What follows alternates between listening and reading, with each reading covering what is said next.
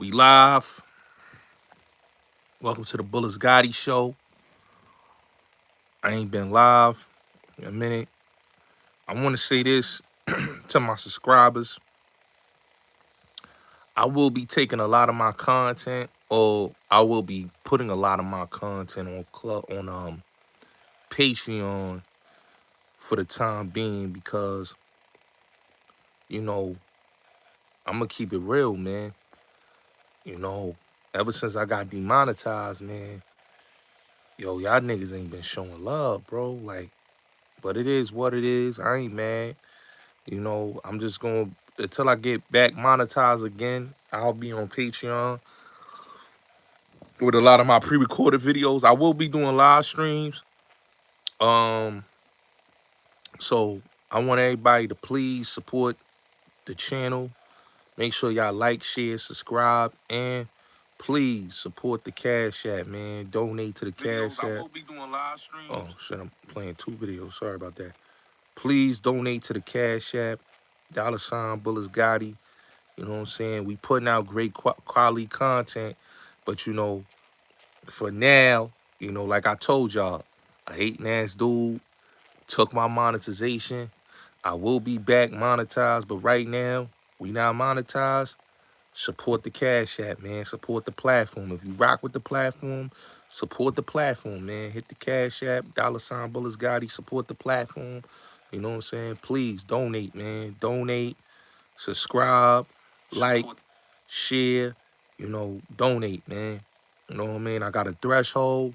I'm trying to, like, you know, whatever, man. Just donate to the channel, man. I got a threshold that I want y'all to please support, man. You know what I'm saying? If y'all rock with me, y'all rock with the channel, man. You know, continue to keep rocking with us, man. Just don't channel. Hold on for a second. Yo, y'all can hear me?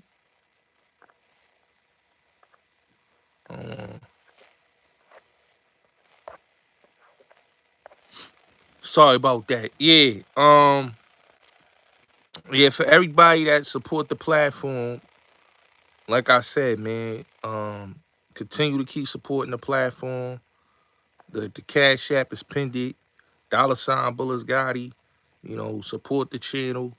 You know, and you know, as the time as we in really a rebuilding stage. So, you know, I told y'all, man. Right now, I'm focusing on getting my channel back monetized again, but you know, y'all could support. I will be mostly grateful for the support, my nigga. Oh, happy Terry, thank you. Happy Labor Day to you too. Chilling with love, thank you. Thank you for that. Oh yeah, I know. He definitely did shout me out. But thank you, Terry. I appreciate that. Yeah, but yeah, everybody support the channel, man. Make sure y'all like, share, subscribe to the channel. Like, share, subscribe to the channel. Bulletz Gotti 2.0. Like, share, and subscribe. We had 168,000 subscribers. We're gonna be at 169,000 probably this week. So we building, you know, on that 200,000 mark. And I just want people to understand we building right now.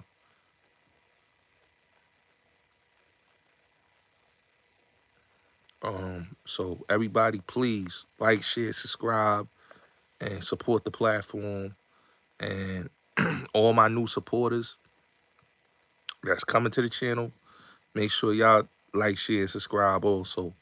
A lot is going on today. Today, let me just say happy Labor Day to everybody that's tuning in. You know, today is Labor Day. You know what I'm saying? So happy Labor Day to everybody that's tuning in. You know what I'm saying? Lots been going on this Labor Day weekend. I was watching the news. I was watching a little bit. I don't do the Parkway, son. I don't do Eastern Parkway. I haven't done Eastern Parkway. The last time I was on Eastern Parkway was in 1998. That was the last time I was on Eastern Parkway.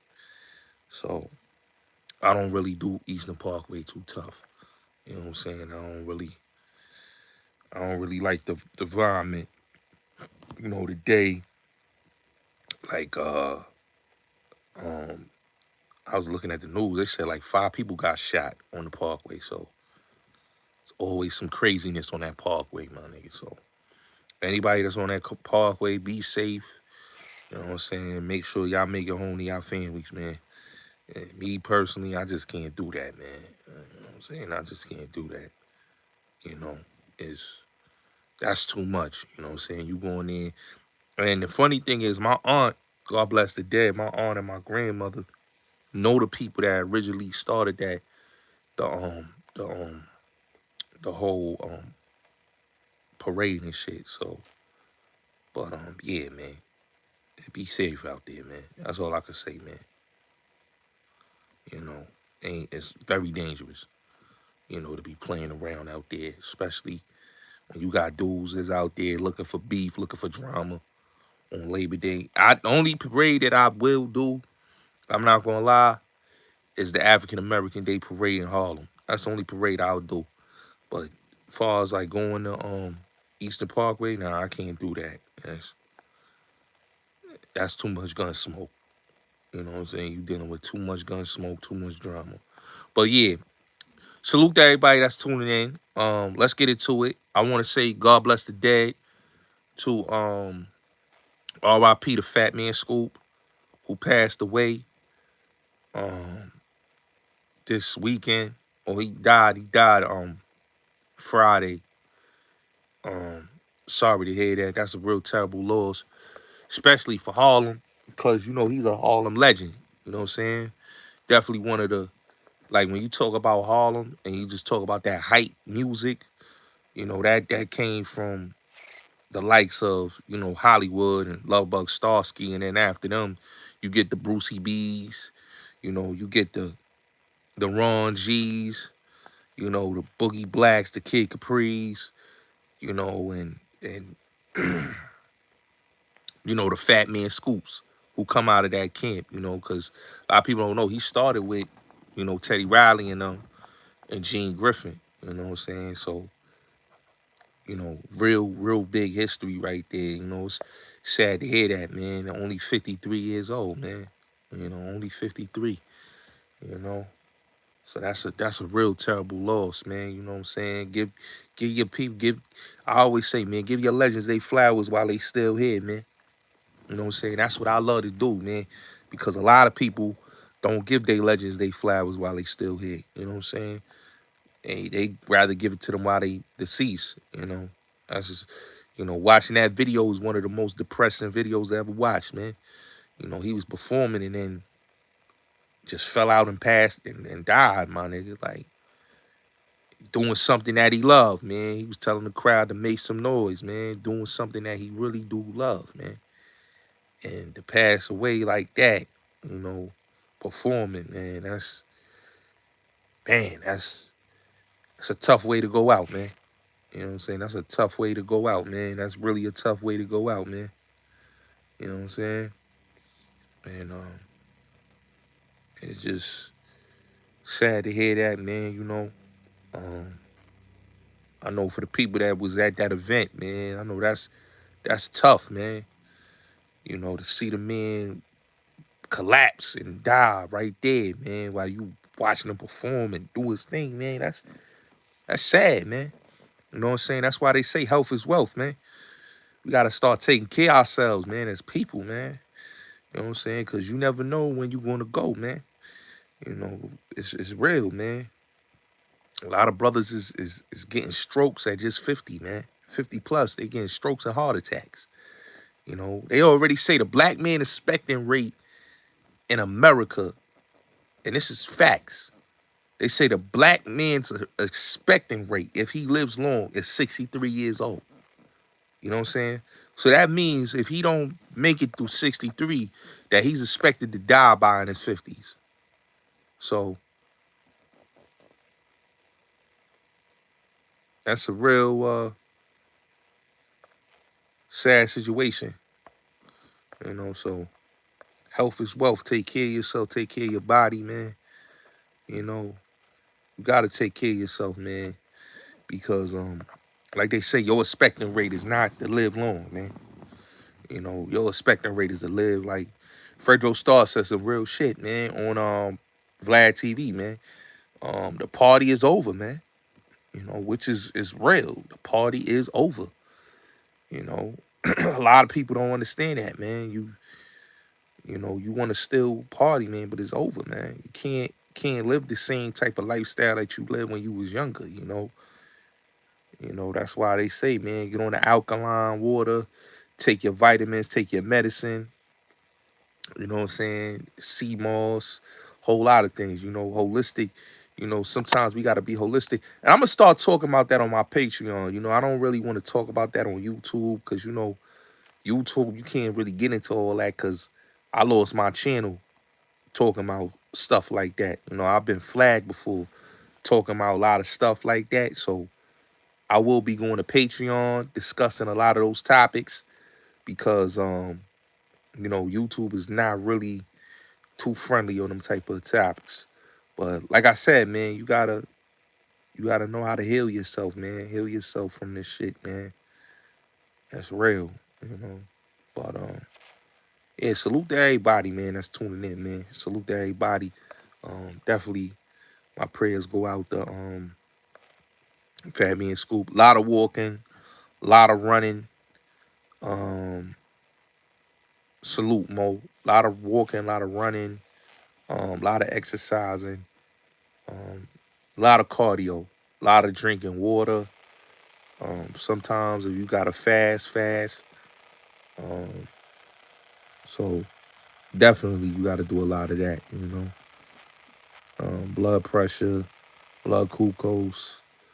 Oh man, it's like I said, man, I want to talk about it on here, but I just can't. I don't want to talk about it because it's like, you know, YouTube is like they real strict. But what I will say is, man, just take care of your health, man. Just do a lot of drinking water, take your vitamins, black seed oil, a lot of those things holistically. You know, you need to learn how to holistically heal yourself. You know, I drink a lot of tea in the morning, so a lot of tea takes a lot of that mucus, a lot of those antibodies, those bacterias out of your body, out of your system. So you gotta really do that, man. You know, because you know one thing, like I love science and I love health. You know, because once you understand how to take care of yourself, you start to realize that you gotta treat your body like a temple. You know, that's a real fact. You know, if you have poor eating habits and poor living habits, you gotta make sure that you stop. And a lot of that weed, like I tell people, a lot of the weed is not good to smoke, man. A lot of people just smoking that weed. You know, a lot of people not even having good, they losing their memory, man. Weed is not supposed to make you lose your memory.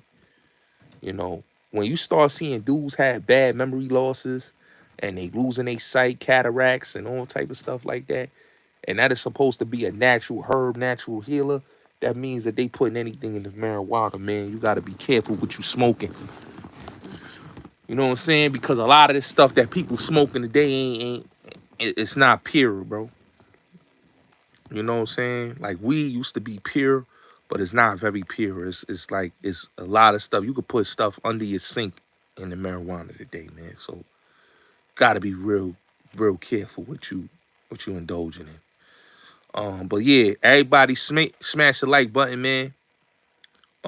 Share the live. And if you like the content, you know, please, y'all could support the Cash App, $ Bulletz Gotti, support the channel, donate. But yeah, let me get into this topic of 50 Cent, $1 million worth of game interview. I was watching it last night. It was a good interview. I like watching $1 million worth of game. I'm not gonna lie. It's a couple podcasts that's like my favorites. Um, you know, I watch Joe Rogan sometimes. Uh, I like Fresh and Fit. I like my other dude, damn, what's the fuck is his name? Oh man, but he be on my guy, Patrick Beck. He be on David Patrick Beck channel. Um, he be speaking a lot of real stuff. And you know, I watch Earn Your Leisure, which is a good show. I like Earn Your Leisure. It's one of my favorites. right now I like to watch. And definitely um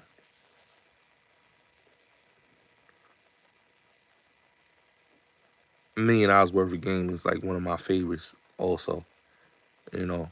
And Cam and Mace, cause I like their podcast. You know, everybody else, they podcast with me is just the same old two step. Like I can't watch Joe Budden. I don't like his podcast. I'm gonna be honest with you. I can't watch Math Hoffa. I don't like his podcast. His ego um turned me off of supporting his plot is just his podcast, literally. So once your ego as big as your head, I tune you out. I don't even want to support you. But like I said, I like watching $1,000,000 worth of game. I ain't got no problem with Gilly and Wallow. You know, they one of the best ones in there. I just can't get with Nori. I like Nori, but Nori just be cutting people off. But let me just say this, right? This the thing with $1,000,000 worth of game. What I liked at that interview with 50. 50 spoke on a lot of things that he really don't touch on a lot of interviews. Like, I'm not gonna lie, his interviews, like his shit that he did with Drink Champs was good. But, you know, $1,000,000 worth of game, what I like about that podcast, of a lot of they interview the dudes that nobody else, they be scared to get on their platforms. Like, you know, they get Ghostface on there, they had Mase on there. Like a lot of people I be like, damn, yo, y'all ain't getting it right. Like, I thought it was gonna be, and I'm gonna be honest with you, before the homie got before Drink Champs got AZ, I thought AZ was gonna go on $1,000,000 worth of game, you know what I'm saying? But, you know, they interview with LL Cool J, they interview with Suge, and just the interview with 50 was dope. You know what I'm saying? Because he touched on a lot of things. He not only touched about he gave financial advice, life advice, knowledge, motivation.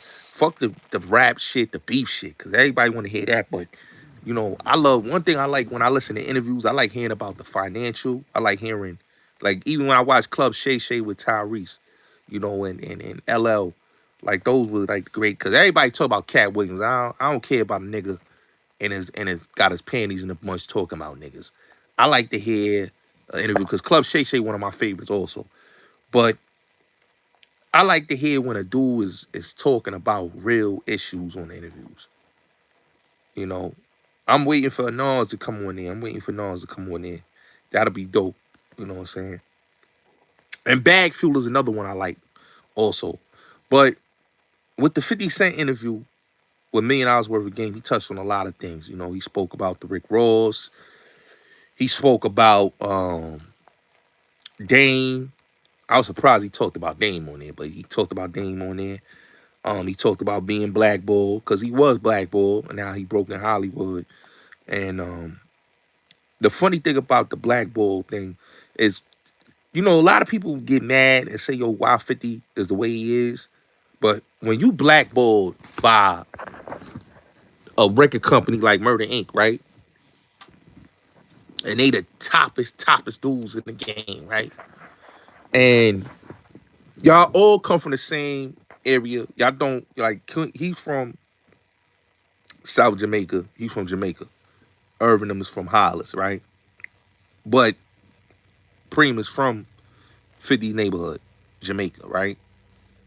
And you now, like 50 said in many interviews, if Preem would have nipped that in the bud, Preem would have had a dynasty.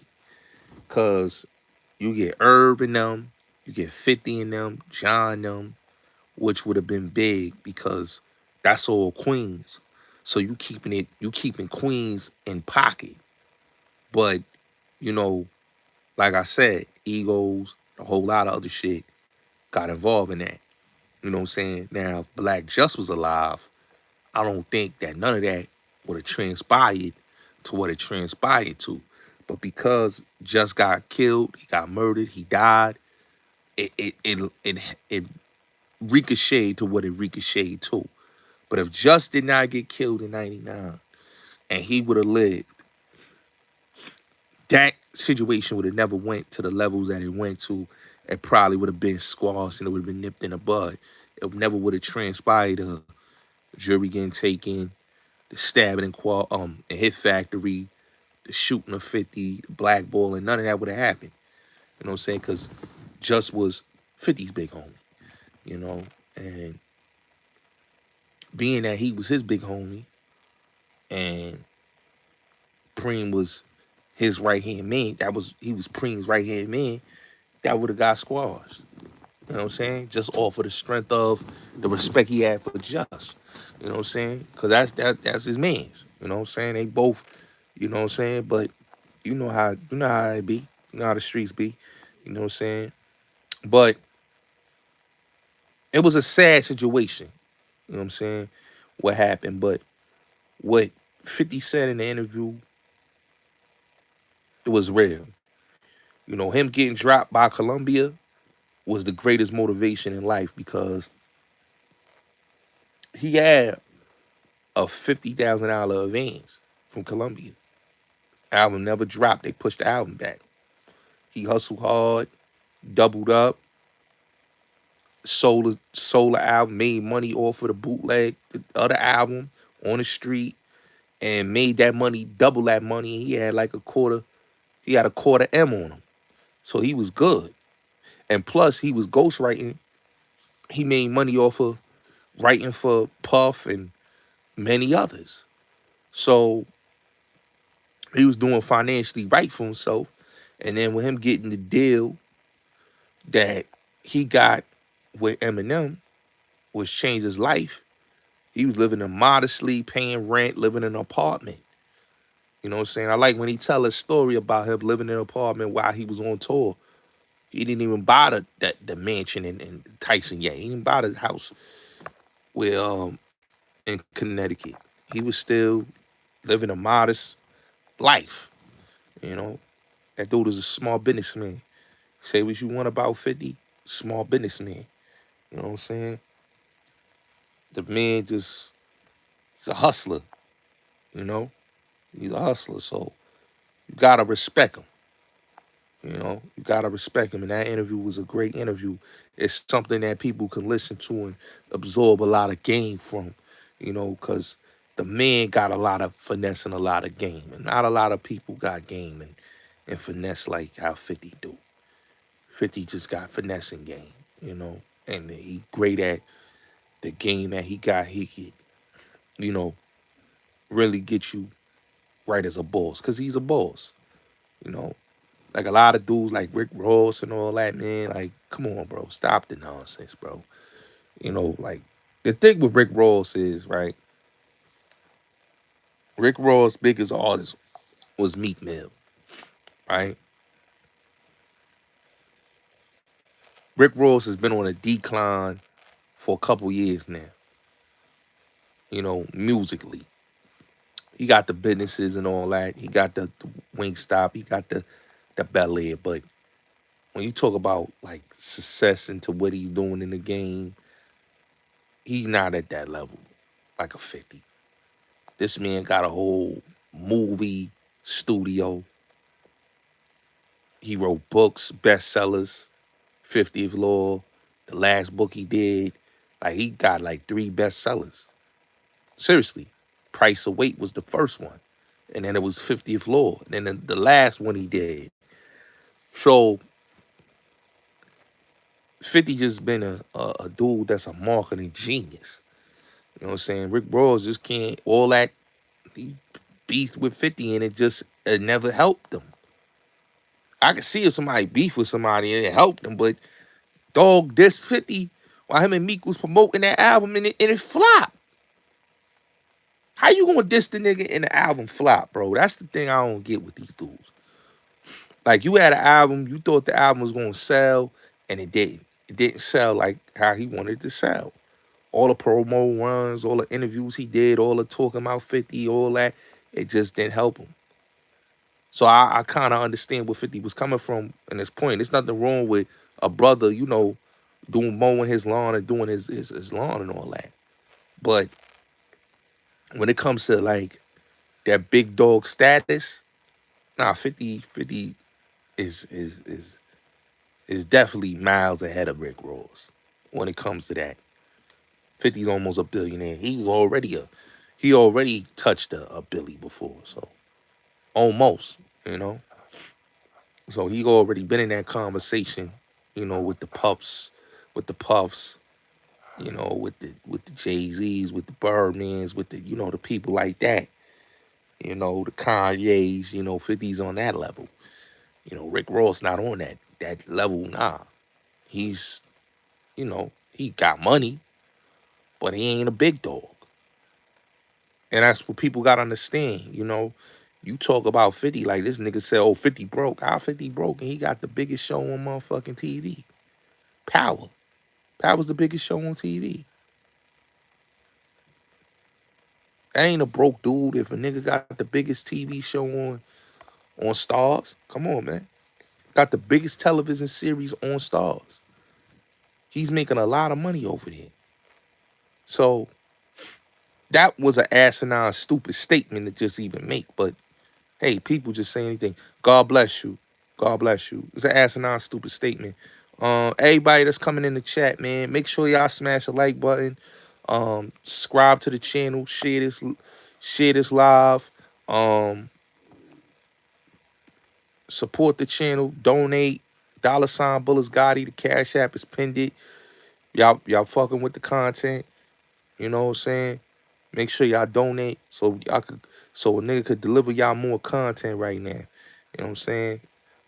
Cause like I said, man, YouTube did me dirty. I know I'm demonetized. So right now, I'm trying to put a lot of my content on Patreon because I'm gonna keep it real. I can't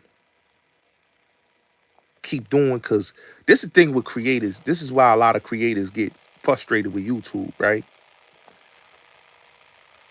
When YouTube first started, and I'm gonna get back to the Ross and 50 thing. When YouTube first started, man, you could repost anything, put a lot of things on here, and you didn't have all those things where you get suspended and people taking your monetization from you, right? As time progressed, this is why I say that YouTube, the algorithm is so effed up, right? Because everybody is a YouTuber now. Like when I first started on YouTube, nobody was a YouTuber. You know what I'm saying? You got more, it's to the point that more of the supporters are becoming YouTubers. So now the dudes is losing money, you know? So business is business, but it's also messing up a lot of people's business. But it is what it is. You know what I'm saying? But yeah, like, share, subscribe, donate to the channel, $ Bulletz Gotti, the Cash App right there. What I was getting ready to say. Oh yeah, back to what I was saying about the 50 Cent thing. Yeah. So 50 Cent really, you know, is on a whole nother level than Rick Ross. Rick Ross not even on 50 Cent level. Not business wise, he's not touching them. And let's just keep it real, right? This dude had one of the biggest deals in history. The vitamin water deal was legendary. Okay. When I look at dudes like Nas and I look at dudes like 50 Cent, those are dudes that are just smart businessmen, the way they invest. I respect the investments. You know what I'm saying? A lot of niggas got money, but they ain't doing smart business moves. They just got the money and they just doing the regular nigga shit. You know, niggas own a liquor, that's regular. Like a nigga can own a food chain, that's regular. But to be a venture capitalist and you are investing in film companies, you got deals with film companies, you got deals with silent partner and certain other companies, that's a small businessman, you know? So when a dude say, oh, 50 Cent is broke, now 50 Cent is broke. You know what I'm saying? Now his net worth, you won't know what his net worth is. People go by net worth. This is what people got to understand about net worth. online, right? Net worth is not your true worth. Okay? It's not your true worth. Net worth is a prediction that economists come up with, and they believe in their point and their prediction, and that's how much that you are worth. But the economists don't know what you really worth. They don't have your personal bank statements. They don't have none of that. They don't have none of your investments. They don't know what you have. They don't know your investments. All they're doing is predicting. So they based it off predictions. Doesn't mean that that's all what you, the money that you make. Just like they'll say, oh, this one is a billionaire. They're going off of by projections. If somebody could say that you're not a billionaire, right? Like Kanye and Diddy, they could say, oh, they already said it, that they not billionaires no more, right? How can somebody take a billion from you when you're are projected to have a billion? Let's get that clear. How can somebody take a billion from you when you're projected to have a billion? That doesn't make any sense. So that means that you don't have a billion. That's just a projection.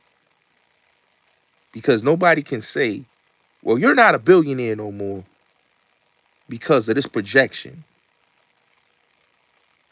Doesn't make any sense. So it's just like when people say, oh, 50 was broke. 50 wasn't broke.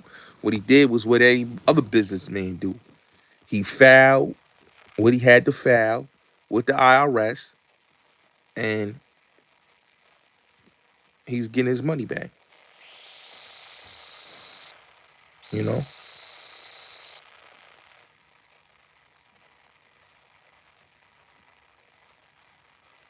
Mm-hmm.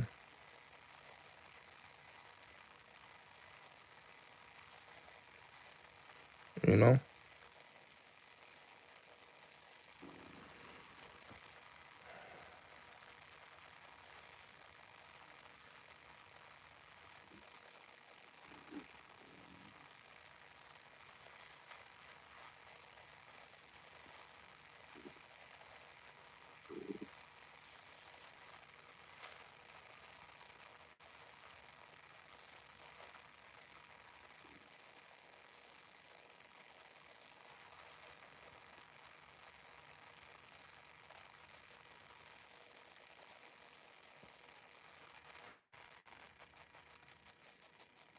Yeah.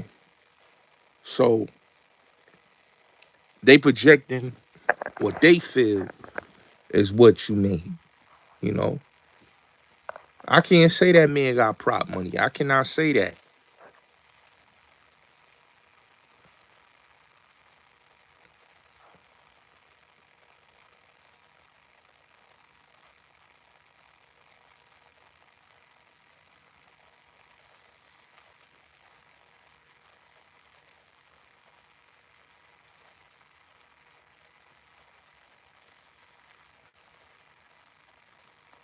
You know? Um, damn, what the fuck was it? Yeah, I can't say he had prop money, you know what I'm saying? Cause that man Troy Ave, he do a lot of investment. He got real estate.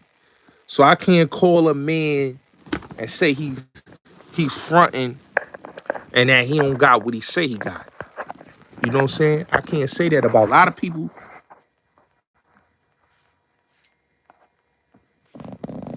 You know what I'm saying? A lot of people see the problem with people.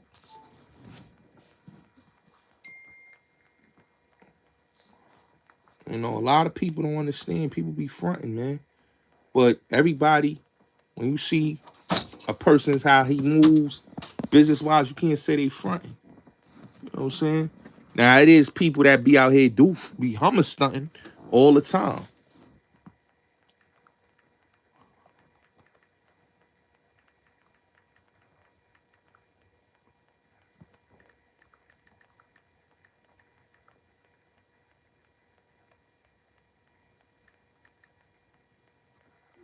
Yeah, they be hummer stunting.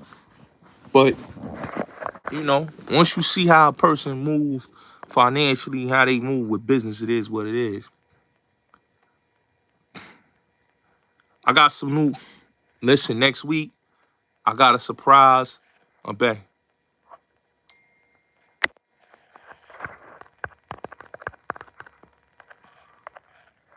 Yeah, I got a surprise. I got a special, special show that's gonna be fire next week.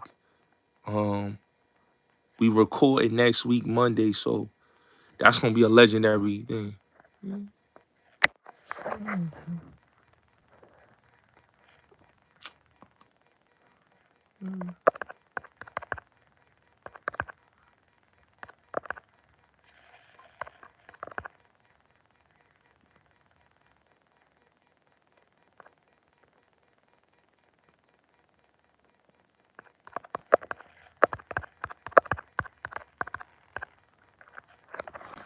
Yeah, so we've been working, but I appreciate the love, man. You know what I'm saying? You know what I'm saying?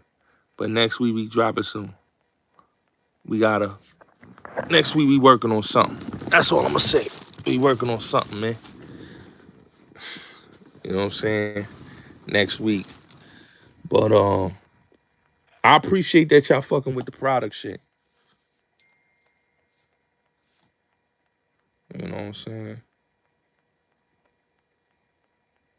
I appreciate y'all fucking with the product shit. We got some more of the footage dropping though. So go check out the latest one we did. Talking about Mav Hoffman shit. Go check that out. That's doing numbers. You know what I'm saying? Shout out to my brother Q. You know? But yeah. Speaking of Vlad though, let me get back to Vlad. Cause I seen a lot of things been going on controversial with Vlad, man. Now it was a dope interview. It was a dope interview with me and Product. But speaking about Vlad, I seen some shit where Vlad was talking about Tupac, talking about that fake, that false rumor that wasn't true, that happened in Clinton Correctional Facility. That didn't happen. But let people tell it. They think they know it all because John Singleton was going to write that in the movie. John Singleton know that didn't happen, but let dudes tell it. They think they know it all. They think they know the story. You know what I'm saying? Tupac was in there with a lot of people, a lot of official people, right? And you hear them tell the stories. Charlie Rock, LD, you know, he was in there with Rat Hunters. He was in there with Latin Green, Supreme Magnetic Brother was Latin. So when people say things, right? Pac didn't get the APPU until September 95, right? He was in population throughout the beginning of his bid until until almost the end of him getting out of Clinton. So he didn't go to APPU, and same thing with Sean. Sean didn't go to APPU until towards the end of until like the starter's bid, he was in population. So it's like, so when dudes be talking about the dude and they just be saying anything, that ain't one thing about me. I don't go with false rumors. Niggas could ask like Vlad and all these niggas. If y'all feel like this is that, why y'all don't interview people that was incarcerated with Pac? You could have had Charlie Rock on there. You could have had KA, who was on top, was not connected to New York, California dudes that really believe that this is happening. It's crazy to me. California dudes. You know what I'm saying? In their mindset, they feel like this happened to dude. We get it. That happened in y'all prisons and St. Quentin and Folsom and all that. But a lot of rappers done did bids here. And ain't none of that happened. You know, Slick Rick did a bid here.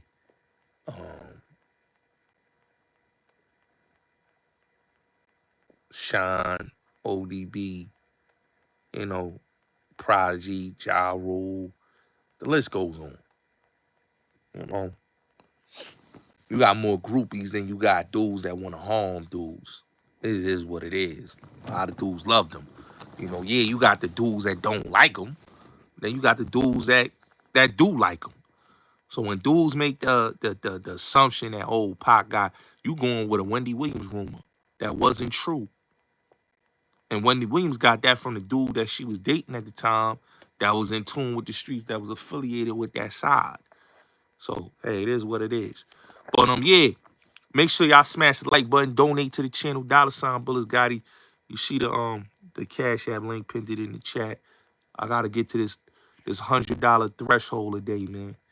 I got to get to that, you know. But, yeah. Oh, shit. I wanted to talk about this. Tony Yayo. Tony Yayo said he's not working with Vlad no more. It's over for Tony Yayo and Vlad. Which I saw that happening. I'm not surprised by that. Yayo said he's not working with Vlad. No surprise to me. You know, Vlad is cheap. He's a cheap dude that don't want to pay brothers they worth. Not surprising though. I get it, Boosie. You know, Boosie needed a bag, so he took whatever Vlad gave him. You know what I'm saying? To build his community up. That's understandable. You know what I mean? I know it's very understandable. But yeah, Vlad is cheap. Cheap Charlie. You know. You want the content, but you don't want to pay the brothers what they worth for their content.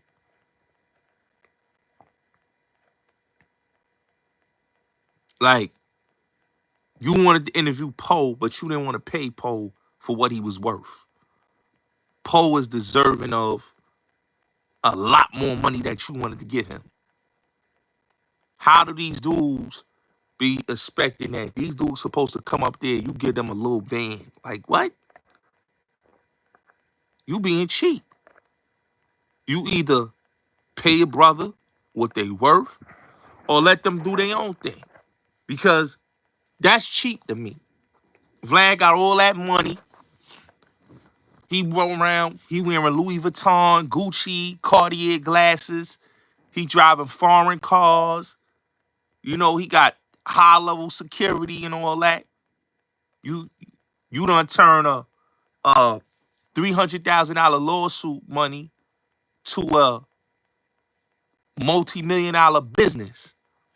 You running a multi-million-dollar business. You can't crack out some money? I know Vlad is like worth 70 million or something like that.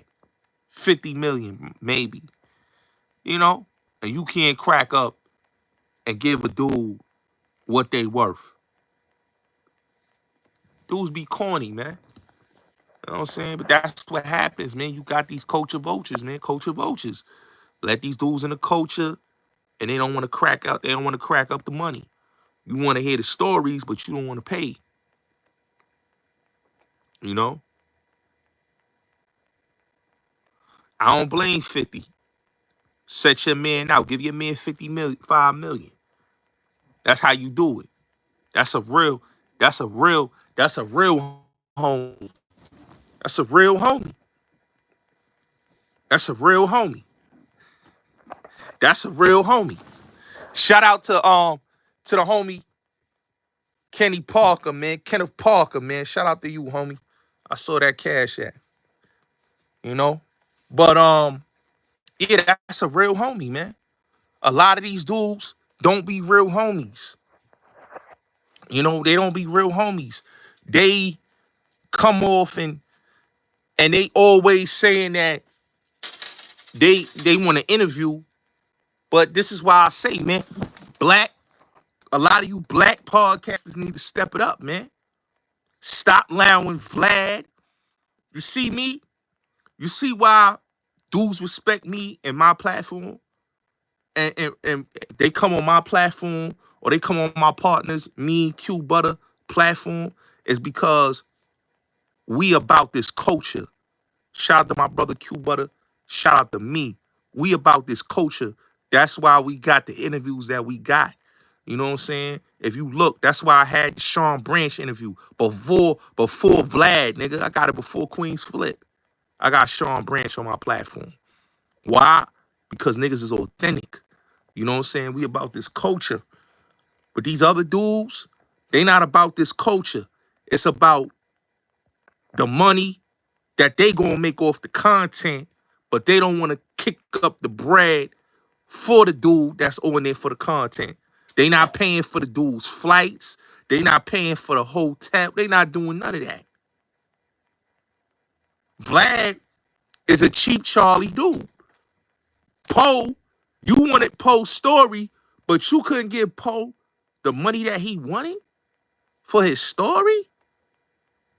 I didn't blame Poe for what he said, because Poe has every right to feel the way he feels.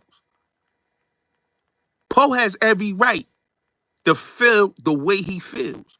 Because look, Poe's story, this is what a lot of people don't understand. Poe's story is a very interesting story. Mary J. Blige got that man $4 million, right? Y'all say he dead, whatever.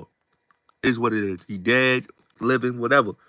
But Mary J. Blige and Misa got him $4 million for his story from a Hollywood studio, right? Vlad wanted to give him 5 stacks for his story.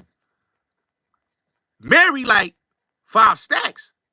We get you 4 milli, nigga, for your story, nigga. So, to get 4 million from a Hollywood studio and a dude that business is worth multi-millions, you can't cough up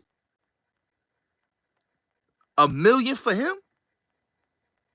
Hey, is what it is. Niggas be cornballs, y'all. Y'all better stop believing in these dudes, man. They want to use our stories, but they don't want to pay us, man. Stop going on their platforms, man. And it's not only just them, the black podcasters too.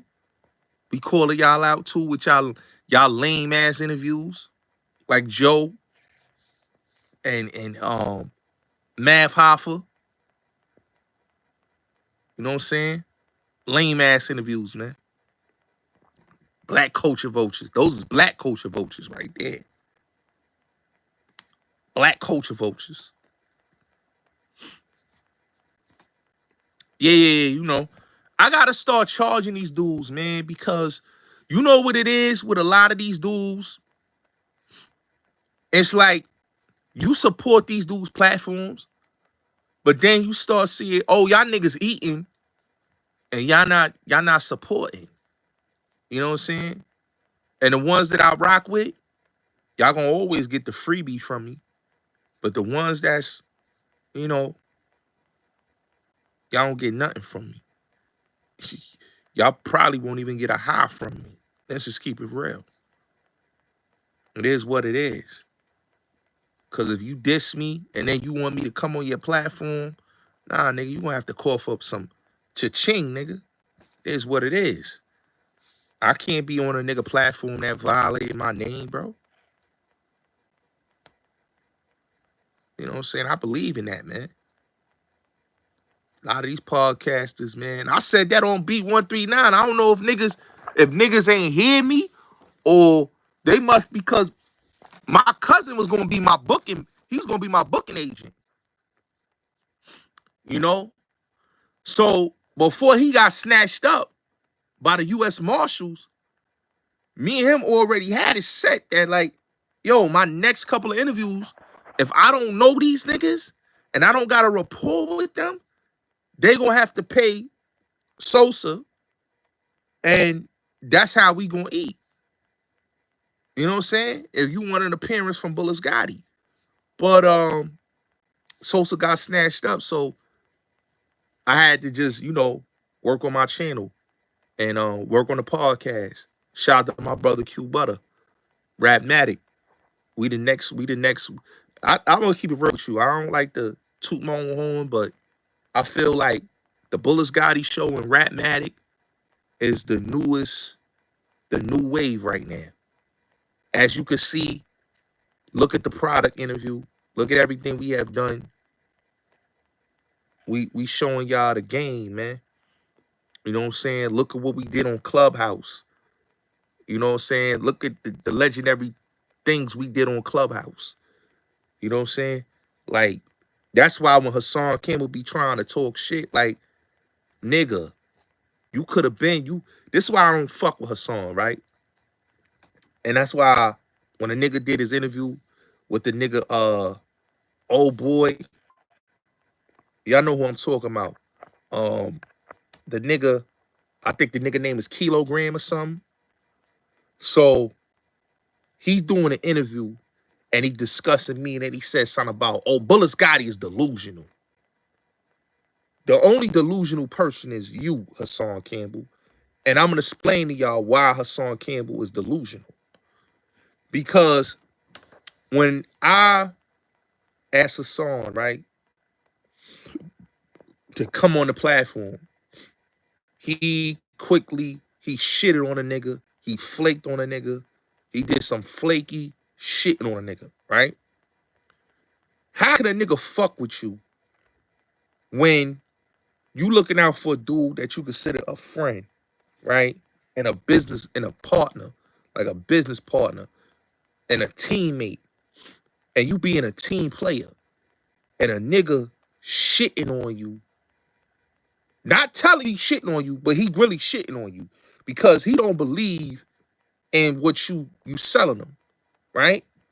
So now that he see the Sub-Zero joint, the Lord Jamar joint, the Keith Murray, even the product, now he, oh yeah, I wanna fuck with niggas. Nah, nigga. Fake niggas is fake niggas. All these niggas is fake. All these niggas is fake, man. So you gotta know who's really in your circle and who you really ride with. But that was my fault, being a bad Jersey character.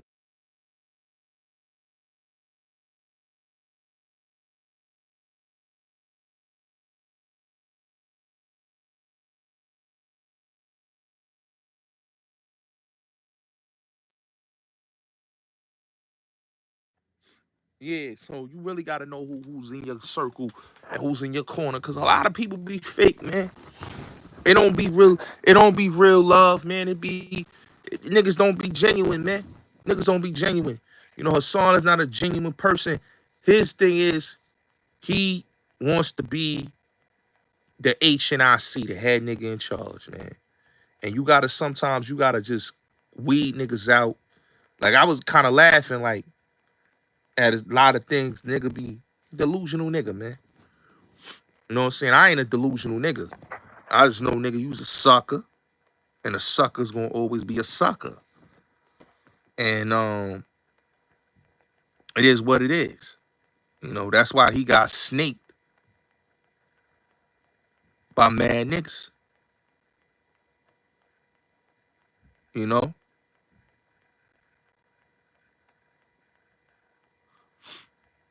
You know?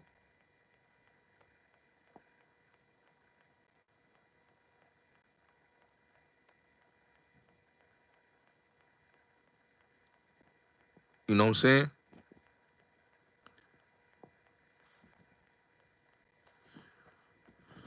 But hey, it's what it is. You know what I'm saying? You gotta watch these niggas, man.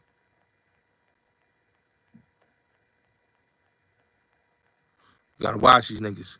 That's why you see him, he fuck with the snake niggas, like Zip with the drip, uh, Five Guard. That nigga like fucking with snakes. That's why I always learn in life, man. When you see a nigga in a den of snakes and everybody around him, he surrounds himself around snakes, man. You start to understand a nigga's characteristics that he's a snake. You hear me? That he's a snake. Anybody that runs with snakes, they are snakes. So they circle. It's gonna be a bunch of snakes in they circle. It's never gonna be real individuals. It's always gonna be snake individuals. So you can't get salty when you get bit because you fucking with snakes. It is what it is. I tell niggas all the time. I don't fuck with snakes. I'm not a snake nigga. I'm a good nigga. So that's why a nigga can't never say, yo, that nigga's a dirty nigga. I ain't never been a dirty nigga. Now, there's a bunch of dirty niggas that be in a cut that I done dealt with all my life. They got an issue with a nigga. But it is what it is. Hold on one second.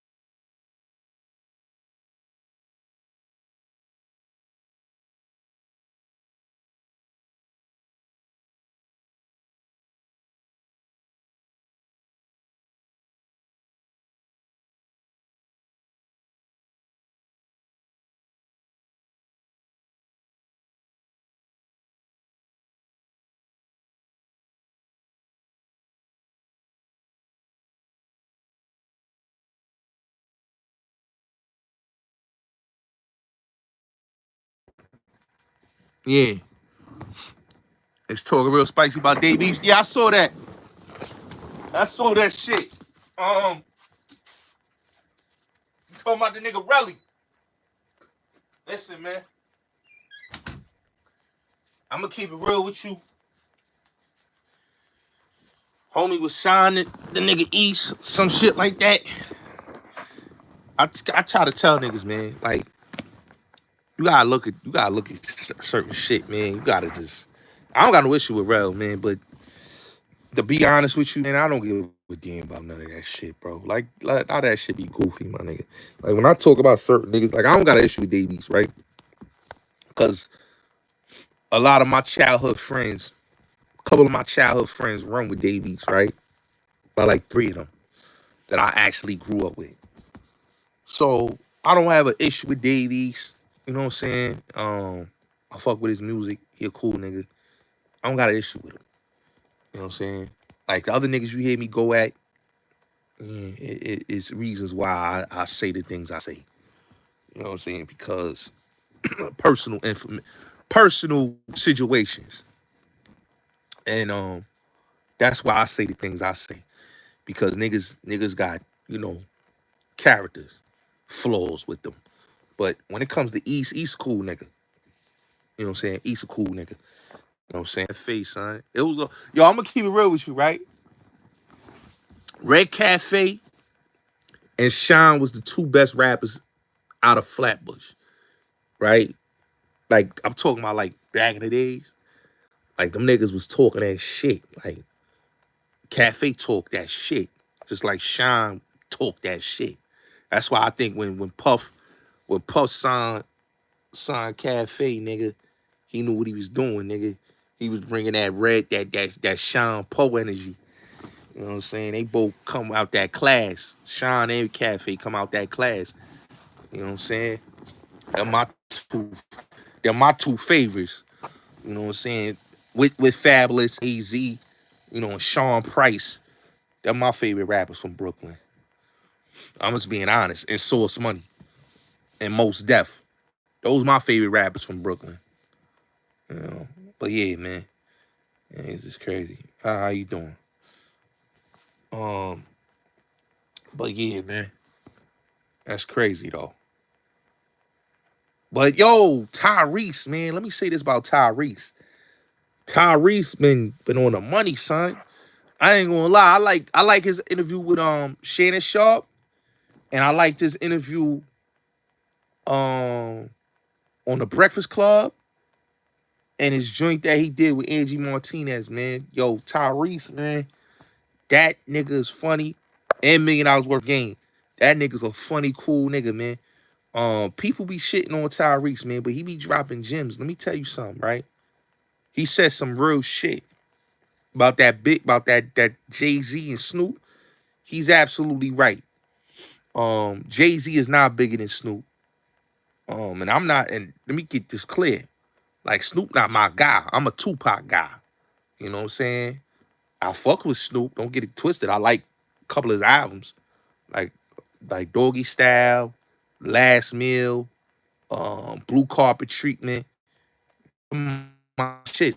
I ain't gonna lie. He got a couple albums I bopped.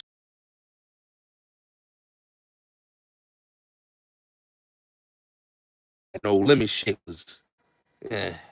You know what I'm saying? It was like Last Meal was my favorite. I ain't gonna lie. I tell niggas that all the time. I love Last Meal, son. Like, niggas say Top Dog. I'm like, nah, nigga, Last Meal. Nigga, Last Meal had my joint, nigga. Lay Low and all that. Illmatic. Illmatic is definitely the best. Now, that's not my favorite Nas album, but that, in my opinion, is the best hip-hop album ever made. Because he was 16 years old when he wrote Illmatic. Remind you, Illmatic was recorded, the demo was recorded in 91, 92. Emmanuel, salute, brother. It was recorded in 91, 92. So Illmatic is absolutely the best rap album ever to be made. It inspired the Wu, it inspired Biggie, it inspired a lot of them dudes. Nas had more press and clout than everybody that came out of that 92, 93, 94 class just off of one verse. He's like another AZ. One verse, you know. I went from Hell Snuffing Jesus. And then the second one where he chasing guns with automatic guns. Like, come on, bro. Like, Nas was crazy. Just coming out the gate. Like, the original, if you listen to the original demo of Illmatic, if you listen to the original demo of Illmatic, it was fire. You know what I'm saying? It was fire. OC is on the original. Akinelli is on the original. You know what I'm saying? It's joints, man. Like, it's crazy. You know? So, I'ma always go with Nas, man. You know what I'm saying? Your favorite rapper love Illmatic, nigga. Jay-Z love it. Come on, son. Jay-Z love Illmatic, nigga. Come on, motherfucking all these niggas love Illmatic, man. You know what I'm saying? Pop, when he was in court, you know what he was listening to? Illmatic. Straight like that. Tupac Shakur was listening to Illmatic while he was in court. So everybody love Illmatic, nigga. That's one of the best albums of all time. That's not just an East Coast album. That's an album for everywhere. That's how great Illmatic was. Nas was big, nigga. Out the gate, he was big, bigger than Jay-Z, my nigga. You know, I thought he was freed. I thought he was freed. That's the dude that his girlfriend was murdered while he was in high school. I thought they freed him. I like both. I like Nas and AZ, man. I can't choose, man, because AZ's one of my favorites, just like Nas, man. I like listening to them niggas go back and forth, bro. They like Ray and Ghost to me, bro. They like Styles and Jada. Like, you can't pick. Now, who's my favorite? Like favorite? I can't do that because I like AZ. AZ's in my top 20. And he could be in my top 10. It depends. Yeah. Yeah. Why? Nah, he's in my top 10 and top 20. You know, he's in my top 10 and top 20 AZ. You know. But it depends on how I feel. AZ will be in my top 10, and then some days he's in my top 15. There's some days he's in my top 20. AZ, one of my favorites. You know. I fuck with Big L. I don't got no beef with Big L. I don't got no beef. Big L, one of the illest lyricists of all time. See, the thing with Big L is Big L didn't get to his greatness. Big L died in 99, where he would have probably eclipsed his greatness because he would have been working with the likes of Swiss, Dane Grease, Ty Fife, Bink Dog, Buck Wild, Rockwaller, Six Figure Digger. He already was working with Ron Browse. So he'd have been working with them type of dudes around them times. You know? Yeah, that's a fact, Jewel. But I like Big L. I like Big L. I like Half a Mil. R.I.P. Half a Mil. Another one that was great on the underground. Never eclipsed his greatness too. He worked with a lot of big name producers also. You know, Just Blaze, Swiss, not Swiss, but he worked with Just Blaze, Track Masters, DJ Scratch, you know, the Neptunes early. So Half a Mil is a slept on legend. If y'all don't know who Half a Mil is, man, go listen to him. Clue had half for a lot of motherfuckers. I love me some Alicia Keys, my nigga. That's my baby. But yeah, Nas is one of the illest. Listen, Nas I'm gonna keep it real with you about Nas, bro. I had a conversation with some niggas on Clubhouse. They try to shit on Illmatic, right? This the thing that most niggas don't understand. There'll never be another artist to make a Illmatic, my nigga. Okay? Niggas talking about Kendrick Lamar. I had to shut that nigga down. Like, Kendrick Lamar is not on the level of a Nas. No, Nas did Still Tragedy style. Nas was influenced by G-Rap. He, you know, was influenced by Trage also and Mega, because Mega was rapping first too. But his style was of G-Rap, was of Slick Rick, was of Rakim. That was his makeup. He's really, I wouldn't say really Rakim, even though he had a little bit of rock, but his early stuff was like more G-Rap-ish and Slick Rick. And then it was more, you know, Rakim later on. I fuck with Scarface. Scarface, one of my favorite rappers. Scarface is actually in my top 5, top 10, and top 20.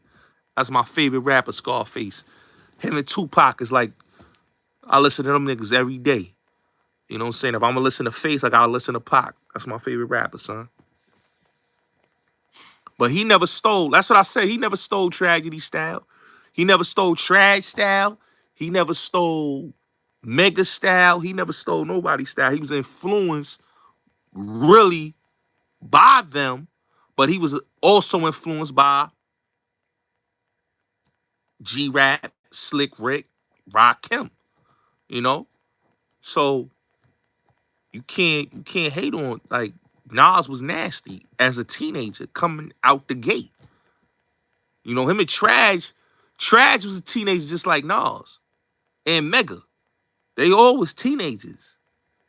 Trash just had a drug problem and he kept getting incarcerated. And Mega was incarcerated. That's why he didn't blow. You know? Yeah, Mase went crazy. Mase that nigga, son. Mase one of my favorite rappers. You know, I fuck with Mase all day, every day.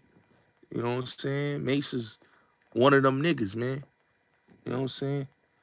Let me tell you something about Mase, man.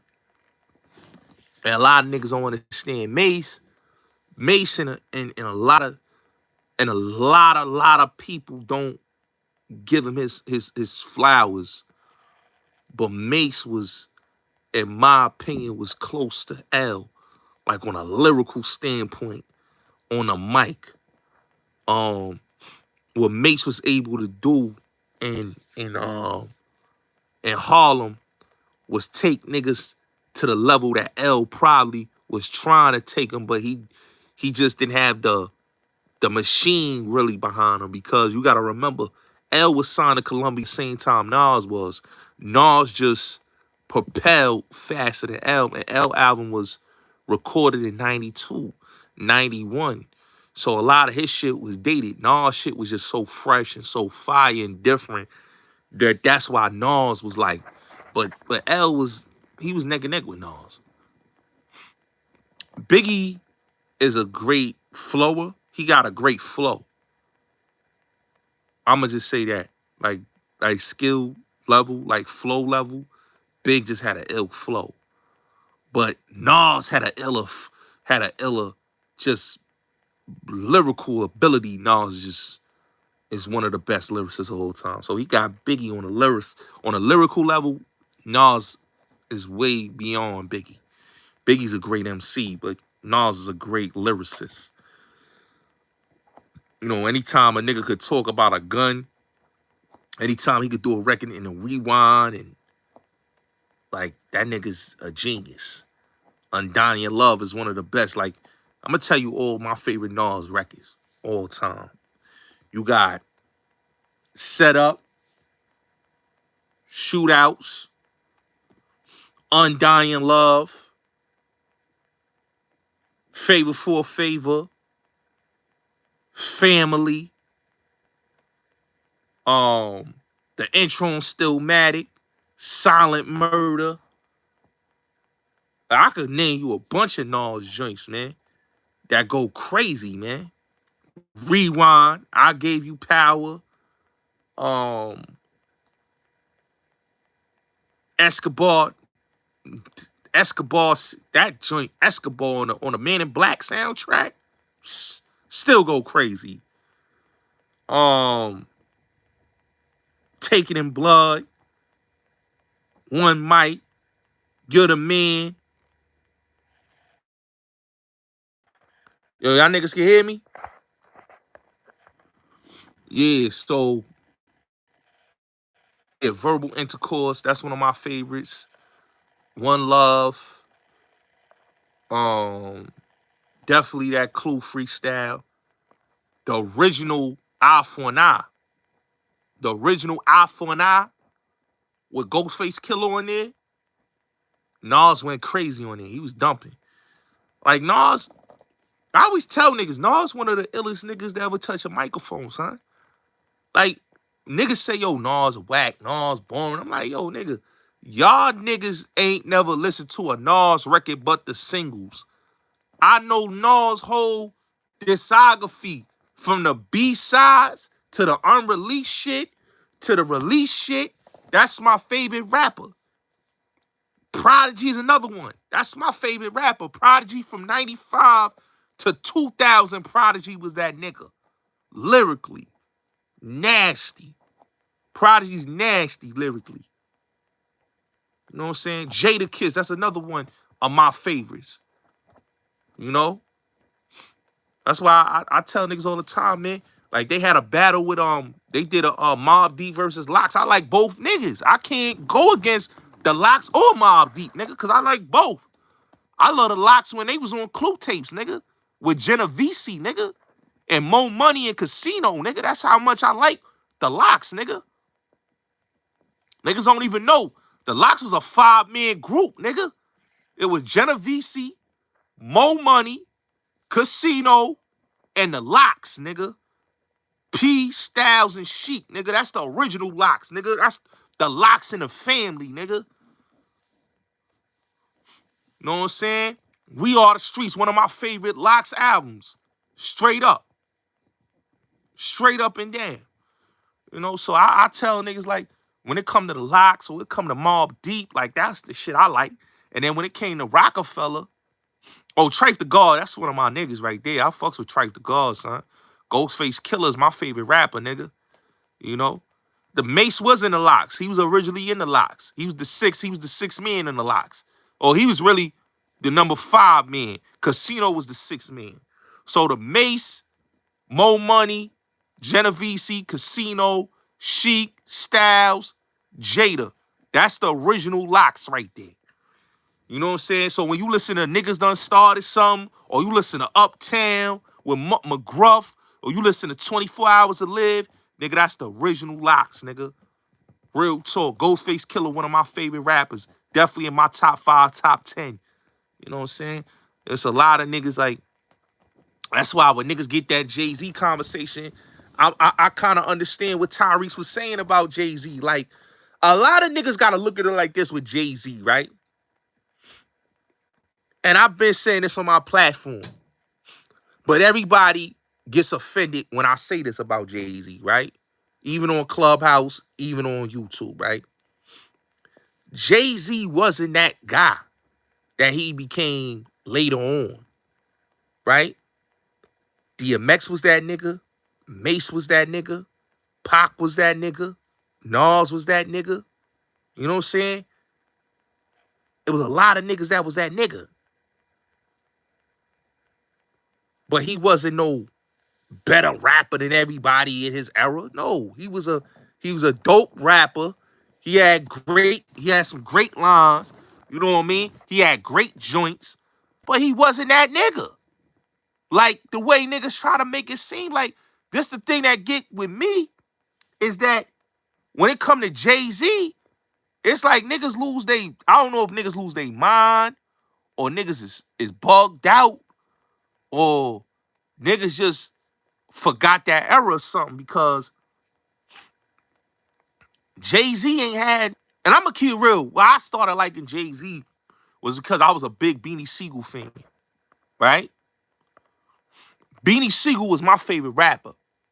That nigga made me like Rockefeller. I didn't too care for Rockefeller. Like when it was just Bleak and Jay, I didn't too care for Rockefeller. I liked the Source Money. He was cool. That Source Money, one of the dopest niggas ever touched the mic. Yo, Maple Scissor, what's good with you, Eddie? Salute to you, family. I like this Source. Source was dope. Jazzo was dope. But Beans is what made me fuck with the Rockefeller movement. I didn't care for Jay-Z. You know what I'm saying? Source Money was bodying Jay. Just like how Beans, like Source Money was Beanie Sigel before Beanie Sigel. Okay? Before he got Beans, Source Money was tearing Jay-Z out the frame. Every verse, every track he was on with Jay, he was tearing that nigga out the frame, right? Now, when Beans come in, right? 98, Crew Love. That nigga talking about Monopoly. I ain't never heard a nigga break down Monopoly the way that nigga broke down. He killed Bleak, right? He goes on Reservoir Dogs. Him and Source Money, they holding their own with the Lox. They on in with the Lox sparring. Niggas is going back and forth. Jay said his little slick shit, but it wasn't like how Beans and Source Money was talking, right? So mind you, Source Money, he stopped fucking with Rockefeller and Jay. Now it's all Beanie Sigel. Now Sigel and smoking this nigga Jay every album. I think reason why I got them Jay albums like Volume 3, Dynasty. I ain't get Blueprint, but I had Best of Both Worlds because I fuck with Kells. I ain't gonna lie. Best of Both Worlds was fire, right?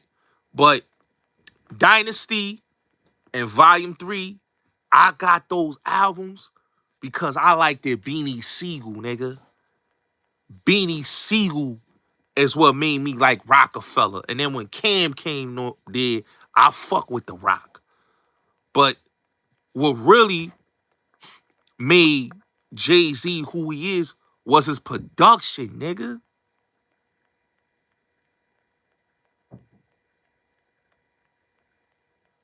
Everybody knew Beans versus more than Jay versus, nigga. Let's just keep it real. Everybody knew Beans versus over Jay-Z versus. That's why when I be hearing niggas talking like, yo, my nigga, you knew Beans shit and you fuck with Beans more than Jay-Z. Stop it. Jay-Z production carried Jay-Z. Jay-Z not like Biggie. Let's just keep it real. You see Biggie, when Biggie used to touch a track, that nigga said, niggas talking it but ain't living it. Cristal Pops, I'm sipping it. Mob hats and lizard shit. Gators chump, bitch. Roller blunts with the williest. Hitchling clock and ones and 9 millis. Story like a motherfucker. Model bitches wondering if I'ma fuck with her. She know I treat my bitches like a Gabbana. What he said? She know I treat my bitches like a Vanna. Dolce and Gabbana dripping. Come on. That nigga Biggie, yo, Biggie was different, nigga. On that mic, nigga. A lime to a lemon, my DC women sipping in Benjamins and condos with elevators in them. What he said? Why say entourage and yours just mirage, it's disappearing that. Strictly Nas and Mac killers be serial, Copperfield material. My dreams is vivid, work hard to live it. Any place I visit, I got land there. How can niggas stand there and say I sound like them? Hell no, push wigs back and put 6 coops that's yellow. What that nigga said? Eddie Telly, he said Eddie Telly, you with sick of bragging how my mink be. He said sick of bragging how my mink be dragging. Desert East street sweepers inside the Beamer wagon. I rely on bed style to shut it down if I die. Put that on my diamond bezel. Messing with the devil. Come on, man. Beans that nigga, son. Big that nigga, son. Kanye, my nigga. I fuck with Kanye, man. I like Kanye, bro. Kanye all day. I like Kanye. Kanye saved Jay-Z. I love Kanye, bro. But Biggie that nigga, son. Like, Jay ain't had no verses like that, my nigga. Every verse that Jay spit was a Biggie verse, nigga. Every verse that Jay-Z spit was a Biggie verse. Every verse.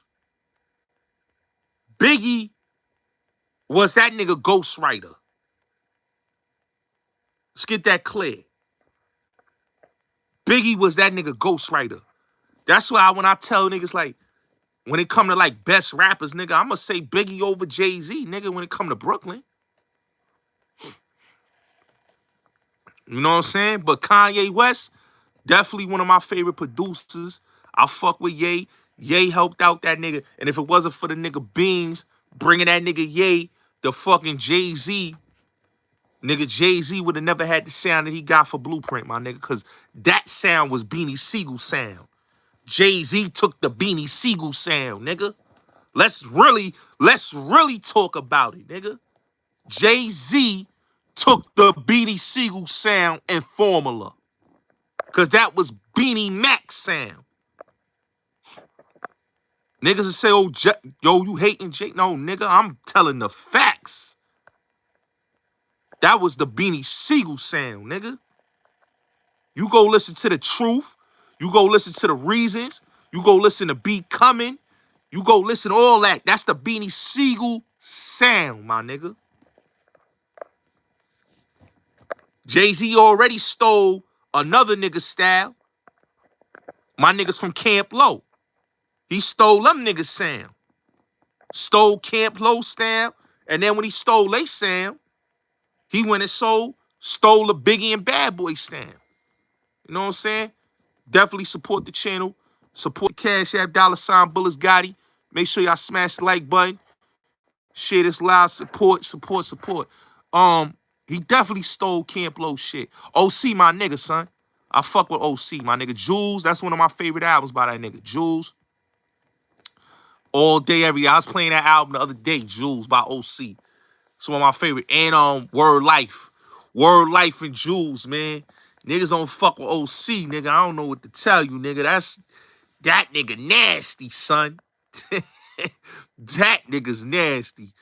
Wu-Tang is definitely the best. Come on, man. Wu-Tang for the children, nigga. Who the fuck don't fuck with Wu-Tang Clan, nigga? I just was watching ODB documentary on Amazon the other day, nigga. I fucks with old Dirty, nigga. ODB, motherfucking Ghostface, motherfucking Raekwon, my nigga Meth. I fuck with all them niggas. You know what I'm saying? RZA, one of the illest on that. When it come to production, RZA get busy. You know what I'm saying? The only album I just hate from them niggas, and I don't hate the album. I don't hate the W album. I don't hate Iron Fist, Iron Flag. But my only biggest complaint about them two albums is that why them niggas ain't give niggas that motherfucking Wu-Tang Forever production, bro. When you listen to Wu-Tang Forever, and then you listen to them albums that they did, like the W and motherfucking Iron Flag, I'm like, damn, nigga, why y'all niggas fucked up like that, bro? Y'all niggas went the Wu-Tang, because Wu-Tang Forever is that's my album, nigga. Heaters, MGM, motherfucking niggas love motherfucking Triumph, nigga. I'm a MGM nigga. I'm a, Scary Hours, nigga. What? Heaters, nigga. This is MC Wizardry, Killer B Invasion. What he said? This is MC Wizardry, Killer B Invasion. Man of respect. Come on, son. That's my shit, bro. Dead Presidents 2 is the best one. That's the Haven story, though. Dead Presidents 2 is the Haven story. Yo, I like the Common new album with Pete Rock. That shit hard. I just listened to that shit the other day. That's a hard album. Slept on. Pun or AZ. I like both. I can't pick. I like Big Pun and I like AZ. Capital Punishment, one of my favorites. I love that album so much. Just like I like Do or Die. Capital Punishment is a slept on. They don't even give that nigga his respect, man. Pun, one of the illest niggas. I don't care what nobody say, man. Pun is that nigga. You know what I'm saying? Don't get it twisted. I love Big. But like I said in that conversation, nigga. And it's no disrespect to Ready to Die. It's a great, phenomenal album, my nigga. But when I listen to that Capital Punishment, nigga, that album is crazy, nigga. I'm sorry. That album is crazy. And I'm talking about the production on there is a motherfucking one, nigga. Battle rapper. I'm a rapper's rapper, but I'm going to keep it real with battle rap. Battle rap became corny when them niggas turned that into WWF, my nigga. You know? I'm a Biggie fan, bro. I said Biggie that nigga. I said Life After Death is Biggie's best album. That's the album that I feel like Biggie poured his heart on. That's one of my favorite albums of all time. I could play that album back and forth. That's the album that I felt like Biggie was like, if this gonna be my last album, I'm gonna give you niggas every emotion I'm feeling right now. And when you listen to Life After Death, he poured out every emotion in his body on that fucking album. I'm talking about Downfall. I'm talking about Somebody Gotta Die. I'm talking about Smith & Wesson, one of my favorite groups of all time. Smith & Wesson, Mobb Deep, EPMD, motherfucking, the Lox is in there. MOP. Those are my favorite groups right there. We have a conversation about groups. Nah, Prodigy my favorite rapper, nigga. Come on. Prodigy always gonna be the best. But back to what I was saying, I fuck with Ransom. Ransom, I like all Ransom shit. Ransom shit, Benny, Great A God, Rock Marcy, Jamal Gasol. I fuck with all them niggas. You know what I'm saying? All them niggas. You know me, nigga. But let me get back to what I was saying about Big. When I listen to Life After Death, right? And you listen to joints like motherfucking Last Days. You listen to all them joints that they did on that album. Right? We talking about Fucking You Tonight. We talking about Nasty, Nasty Girl. We talking about motherfucking Missing You. Everything on that whole album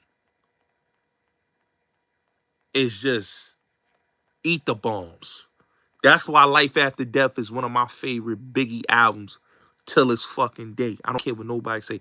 All City was shit. I fuck with All City. I like that joint with them and Keep Shining with Onyx. That's my shit. Shut 'Em Down actually my favorite Onyx album. Like I hated the other two, but Shut 'Em Down was the best one. That was the best one because that's when Sticky really shined on that album. Sticky really shined on the Shut 'Em Down album. Chinks Drugs, that's my favorite dude. I fuck with Chinks. Chinks, Stack Bundles, especially around that time, like 2010s.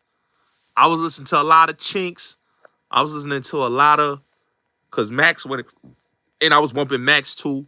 I was listening to a lot of Chinks, a lot of French Montana, a lot of Vado, a lot of Fred the Godson, a lot of Troy Ave. You know, that's what I was, Red Cafe, that's what I was bumping. You know, Fab, Lloyd Banks.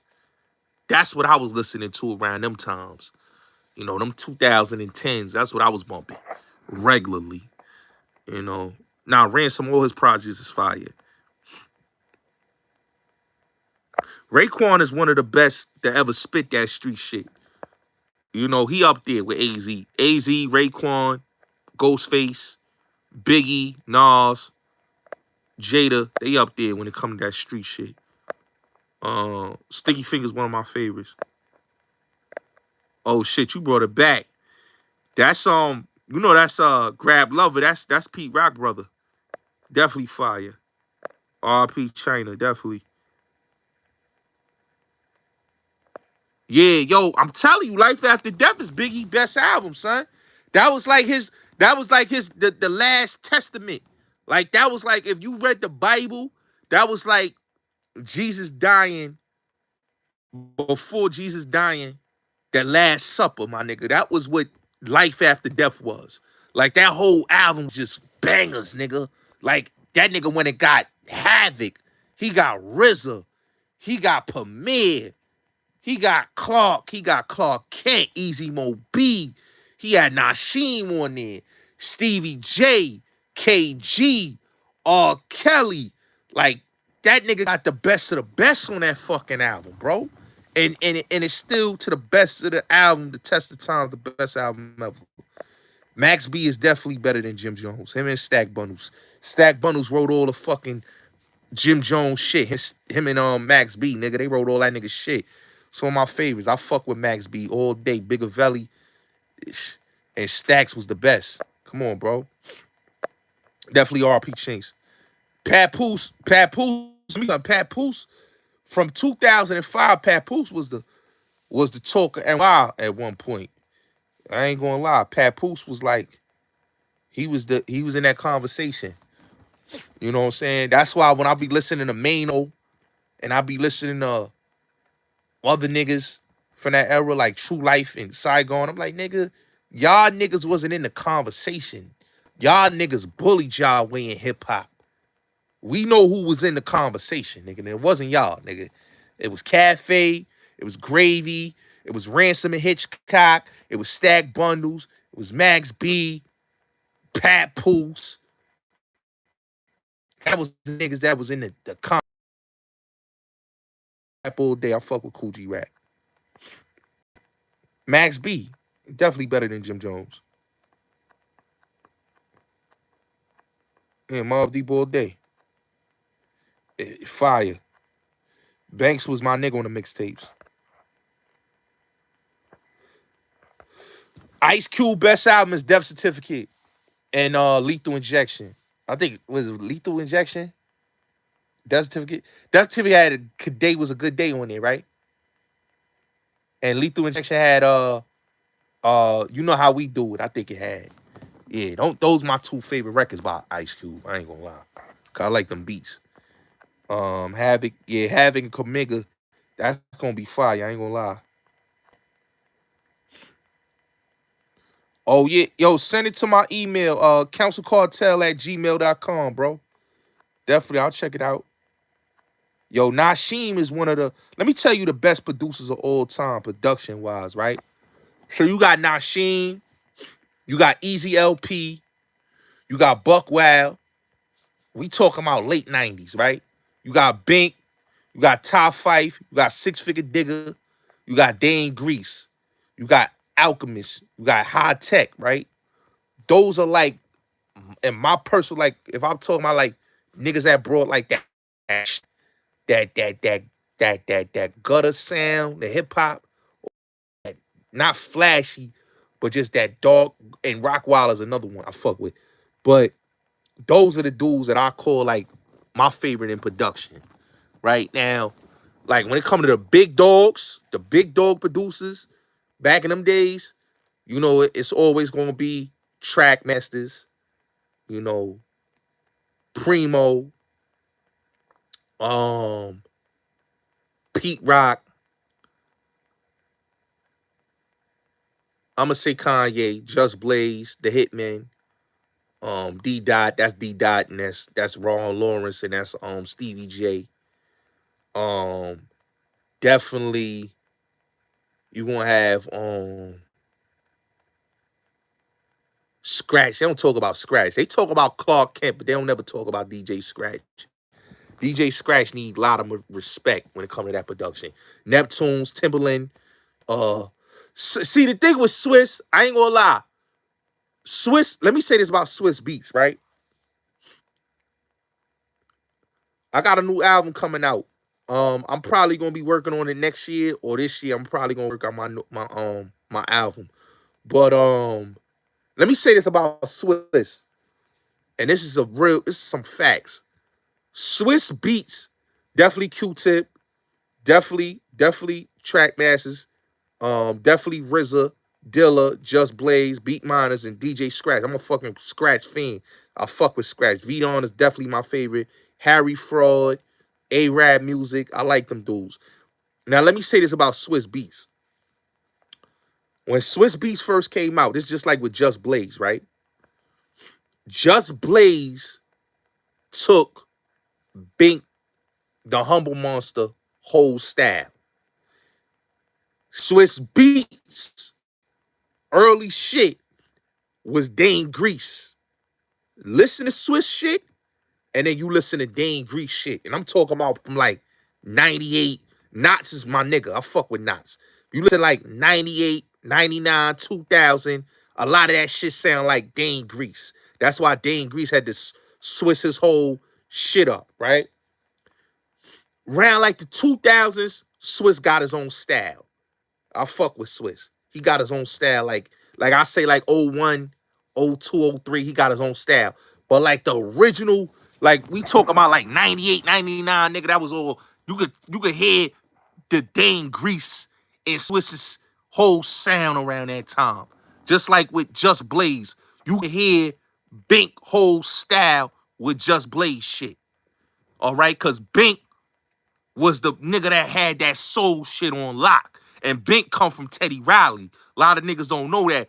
Bink, Ty Fife, them niggas come, Roddy Jerk, all them niggas come from Teddy Riley, son.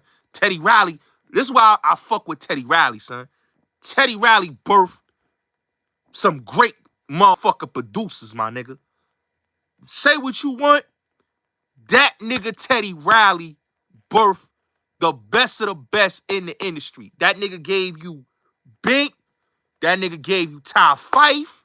That nigga gave you Roddy Jerkins. That nigga gave you the Neptunes, Timberland. Teddy Riley gave you everybody.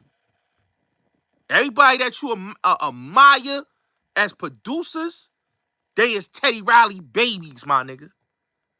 Teddy Riley, like even track masters. A lot of them niggas is influenced, Tim and Bob, all them niggas is influenced by Teddy Riley, man.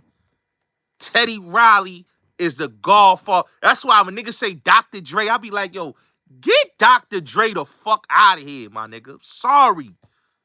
Teddy Riley, nigga. That nigga is that GOAT.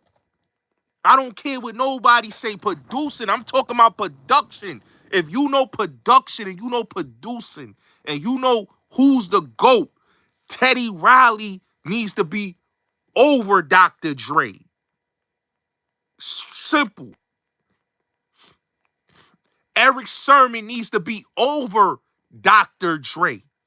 Okay? Because he stole G-Funk from Eric Sermon and the Bomb Squad and Marley Marl and nigga, Q-Tip. What he doing with LL Cool J right now need to be over Dr. Dre. I fucking love that new Q. That's why niggas say LL was bugging for not working with Dre. Nigga, I'm gonna keep it real with you. A lot of that Dr. Dre shit, and I had this conversation on Clubhouse. Niggas got mad when I said this. Shout out to Pete Rock. But a lot of that Dr. Dre shit is done by other niggas. Let's get this clear, right? So, Scott Storch, Mailman, Focus, High Tech, Buddha, who else? Who's another one that did production for him? The Glove. But the niggas that did like that great, I say that great production for Dre. DJ Quick, you know, but the niggas that really was doing the production, the producer for that nigga for years was Mailman, Scott Storch, okay? High Tech, Focus. Why you think, and Sam Snead, don't forget Sam Snead and Daz Dillinger, right? Why you think Tupac and Rakim and Busta and LL and 50 all have their complaints about Dr. Dre as a producer? They say that nigga ain't do a beat in 6, 7, 8 years. This is a nigga that all his production, look, all Dre shit is in the vote. But none of that shit he producing. Cause that's DJ Khaled. That's all them niggas. Daz Dillinger and Sam Snead did all that Death Row shit with Quick. Quick did all that Death Row shit. And then the Firm, that was done by Mailman, The Glove, you know, Butter. Come on, my nigga. And then let's look at the Chronic 2001. Lord Finesse. Come on, let's say it. Lord Finesse, because Lord Finesse did the Message record, right? Mailman, Scott Storch, Sam Snead.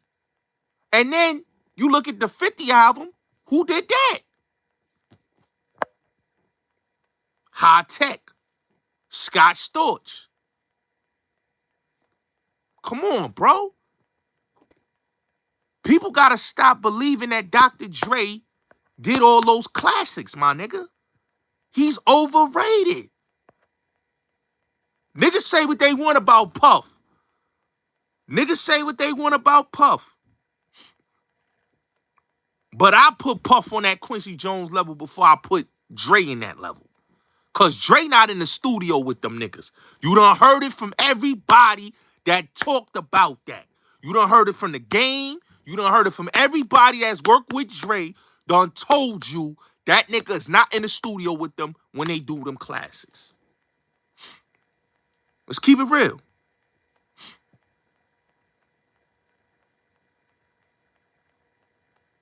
Let's keep it real. And then when you go to NWA, who did a lot of that shit? DJ Yella, Prince Arabian, the Arabian Prince. Come on, the Arabian Prince, Yella, the Glove again. That's who did all that production on the NWA days. You know? So we gotta stop that, man. When a nigga gotta have a bunch of ghost producers and he not doing the production, you can't respect him as a as a GOAT producer. Sorry. Scott Storch did In the Club, nigga. That wasn't Dre. He just did the engineering. Come on. You know? That's why when you look at a lot of producers that lock in, they lock in. But Dre not in the studio locking in with the artists. He got all them ghost producers and he not locking in with them. Every time he do an album, that's why you think the Raekwon album never came out. Raekwon was signed to Aftermath. That album never came out. Why you think the Joel Ortiz album never came out? He was signed to Aftermath. Why you think Rakim album never came out? Come on, bro. Why you think Busta ain't want to do another album with him? Why you think LL did 2 albums with Dr. Dre? He did one before the GOAT album. He did one in the late 90s, in 98, 99, which later became 2001, right? That was an LL Cool J album, right? Never came out, right? Look at the album he did with LL again. Still ain't come out. So he said, you know what? I'm going to go fuck with Q-Tip. At least that album going to come out. Come on, man. That nigga Dre, he was doing all the Dre classics, bro. Yeah, Busta put Raekwon in tune with Dre, and Dre took so long. That's why the album never came out. That's why when he did because originally only Built for Cuban Links 2 was supposed to be the album that he was going to do with Dr. Dre. And it later, he only got one joint from Dre, which was Catalina. With that record, Catalina. That's a good record. That's one of my favorite records off that album. You know what I'm saying? But Dre is a type of dude, man. He not for the artist, man. You know, he not for the artist, man. He take long on classics, man. He take long, man. And dudes be wanting to get them albums out, and he lollygag his time, bro. You know, so can't be mad at the artist. You know, that's why Pac had his issue with the nigga. Say, yo, nigga ain't made a beat in 6 years. Pac wasn't capping. Pac was telling the truth. Nigga, you ain't make a beat in 6 years. Suge already said it. If you ain't make a beat in 6 years, you can't get mad with a nigga that's calling you out on your bullshit. Hold on real quick. I'll be right back, man. Trying to find my keys. Oh, my keys right there. Man. Okay. Yeah, he ain't made a beat in 6 years. So you can't get mad with a nigga. Drop the link. Nigga, this is YouTube, bro. I don't got no link. You know what I'm saying? So, yeah, he's supposed to do a full, like the whole only Built for Cuban Link was supposed to be Dr. Dre. It wasn't supposed to be RZA and him again. It was supposed to be all Dr. Dre. Dr. Dre took so long that he just let RZA do the whole album. That's what happened. You know what I'm saying? And like if you look at Pac, All Eyes on Me, who did that whole album? Daz, Quick, Johnny J. They did that whole album. Rick Rock. They did that whole album. Dre didn't even do California Love. That was the nigga Butter that did California Love.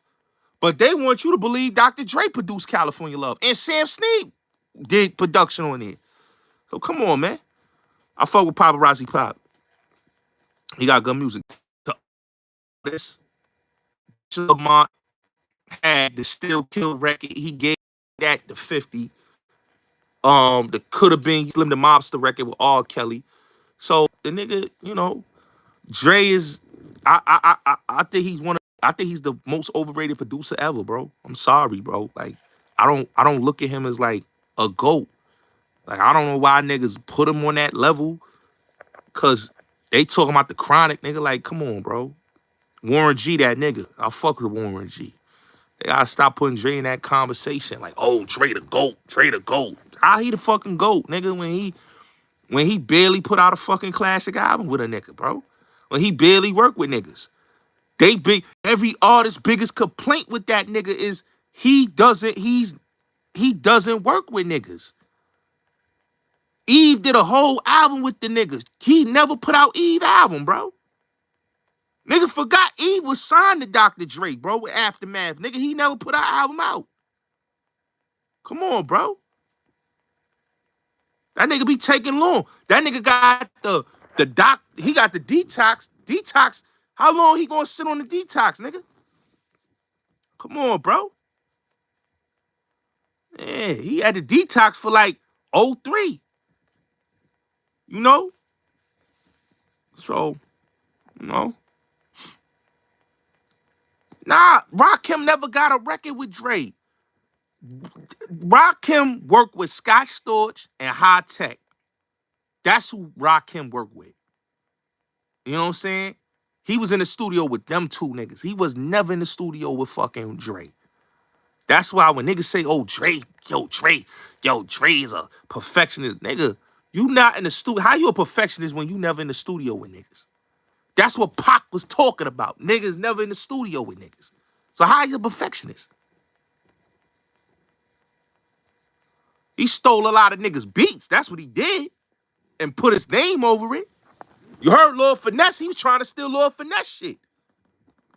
He had to pay Lord. He was trying to steal a message from Lord Finesse, which was Lord Finesse record. Lord Finesse did the record first with Rel. He took Gina Thompson off. He just kept Rel on there and put Mary J. Blige on there, which is one of my favorite records on that album. He ain't worked with G Unit. Cause 50 even said he didn't work with them. Scott Storch worked with G Unit. DJ Khaled worked with G Unit. High Tech worked with G Unit. And the dude Mike Elizondo, he worked with G Unit. Them niggas work with G Unit. But Dre ain't work with G Unit, son. You know? He only did a few beats for G Unit. Everything else was Scott Storch and High Tech. And that's a fact. Scott Storch and High Tech was doing all that shit. Get that nigga High Tech his flowers, nigga. That's the man with Scott Storch took the unit to the next level, nigga. Niggas don't even give High Tech his credit. That's my nigga Havoc. I fuck with Havoc. Havoc one of the best. Him and Alchemist. You know what I'm saying? But yeah, that was my favorite record, The Message, though. If you don't know why I live my life the way that I do, 'cause I got to get that money. That's my shit. Don't worry about you, 'cause I know my brain around. I'll be hustling every day. That's one of my favorite joints off that motherfucking album, bro.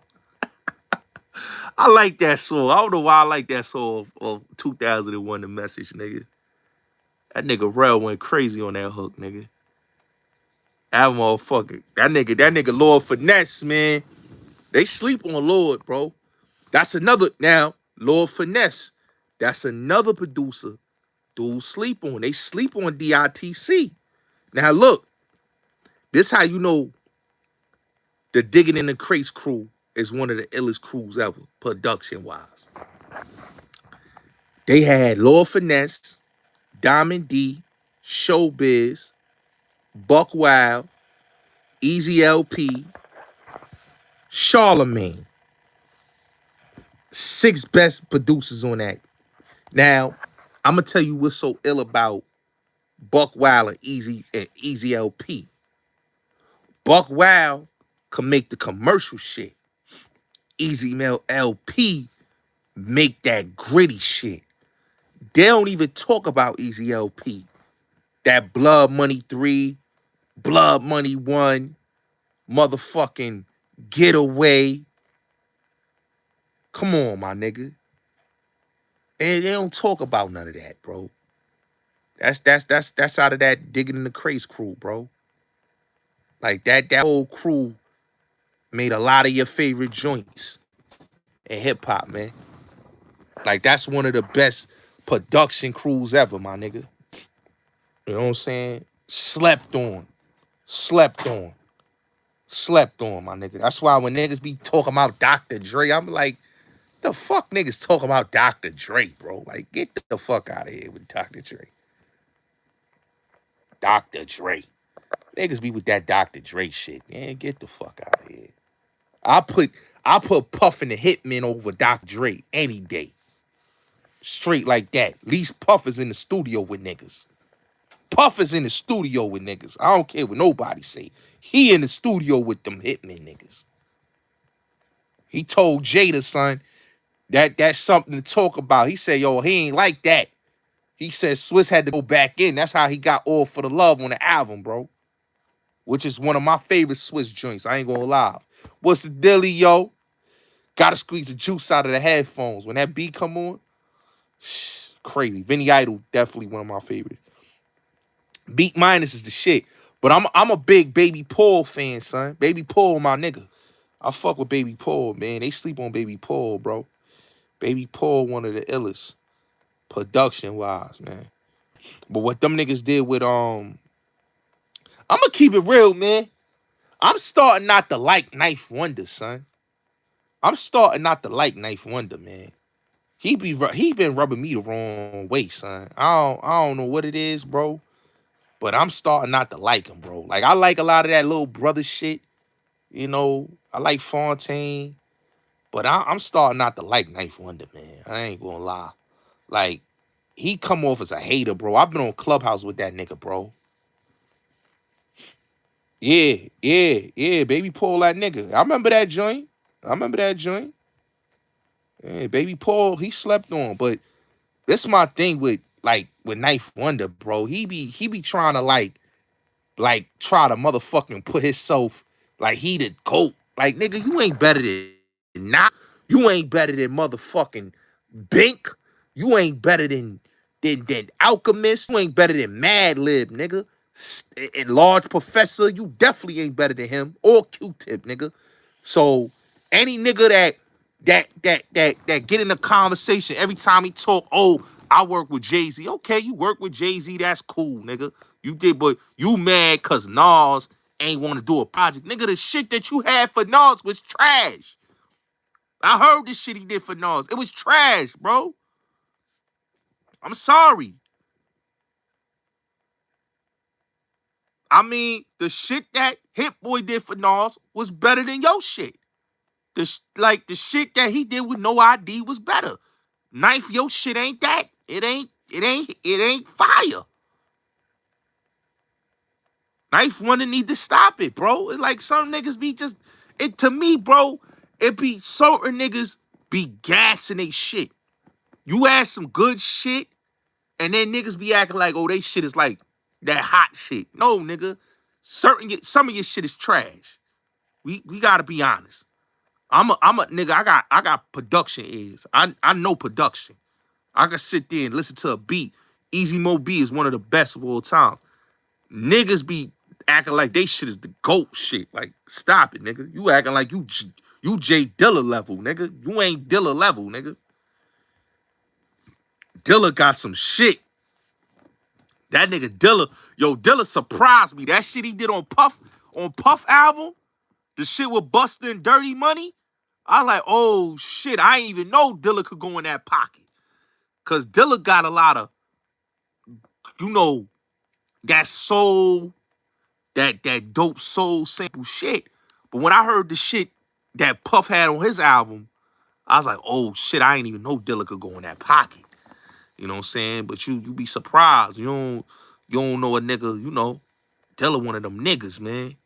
I fuck with Jay Dilla, son. You know what I'm saying? I fuck with Jay Dilla, but yeah, Mad Lib, that's my nigga. I fuck with Mad Lib. That's my nigga, son. But Knife Wonder, yo, shut the fuck up, bro. Like, he's another night. He need to just shut the fuck up, bro. Like, I've been on Clubhouse with that nigga, bro. Like, he's a hater, son. Like, on some real shit. I was in a room with him, Tone Hooker, Kid Capri was in the room, and the nigga was like, yo, he was on some Jay-Z dick jock and hating on Nas. Like, damn, nigga, you hate Nas that much because he dubbed you? Yo, shit ain't hot, nigga. Like, come on, bro. Like, your shit ain't hot. Shit, even niggas like fucking Kanye and all them niggas and Common, nigga, they ain't calling you for no fucking work, nigga. They call Pete Rock, nigga. And Pete, I ain't gonna lie, son. I was mad with Pete Rock, nigga. But Pete Rock and Nas need to get back in that booth, man. Stop playing, man. Because the shit that he did on the Lost Tapes for Nas, bro, was fire, man. I love Pete Rock. I don't care what nobody say, man. Pete Rock, in my opinion, that the boy Chocolate Wonder, man. The Chocolate Boy Wonder, man. You know, one of the illest, man. But I'm glad that him and Nas squashed that shit. I was like, yo, damn, son. Him and Nas beefing, bro. Now, Prince Paul is slept on. You know, I want to see, yo, Primo. I want to see what him and Primo going to do. I ain't going to lie. Him and Nas and Primo, I know they going to do some classes together, bro. You know? Now, Nas, see the thing with Nas sound, bro, this is the thing. Nas has a particular sound, right? So, Nas work with certain type of producers, right? I could see Nas working with a Bink. I could see Nas working with a Just Blaze. I could see Nas working with Alchemist because he fuck with Alchemist, right? Him and Alchemist is just, they mesh very well together, right? Pete Rock, Track Masters, even the Hitmen. Back in the days, you know, he done work with Nasheem and all of them. Easy LP. It's certain producers, Baby Paul. It's certain producers that Nas work with is his style. Like even when he worked with Dane Grease and Swiss and Timbaland, it's a lot of producers can work for Nas' style. Now, Nas is not gonna work with every producer out there. If it's not his style, he not gonna work. So it's like a Knife Wonder, your style, your production ain't Nas ain't gonna fuck with your shit, nigga. Your shit ain't that hot. He had a couple good, like I listened to his Jamila album. He had a couple good joints, but nigga, you ain't on Salam. Nigga, if you not on Salam Remy type level, nigga, you shouldn't even be trying to think you gonna fuck with a Nas. Like No ID, he gonna fuck, cause Nas fuck with that nigga style. Niggas be gassing themselves, bro. They be acting like they them niggas, bro. You know what I'm saying? Like, come on, bro. Nah, Swiss, you know, like I was saying earlier, Swiss found his niche. I told niggas this earlier. Like 2001, 2002, 2003, 4, 5, and 6, 7. I'm not gonna lie. 8, Swiss was good. I ain't gonna lie. That's when he found his Sam, right? But like before then, I told you, Dane Grease, nigga. That's Dane Grease' son, nigga. Just like Just Blaze's Bink's son, nigga. You know, Bink is motherfucking the father of fucking Just Blaze. You know? Swiss is the son of Dane Grease.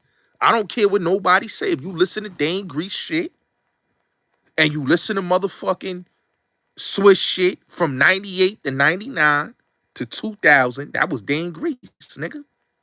All day, every day.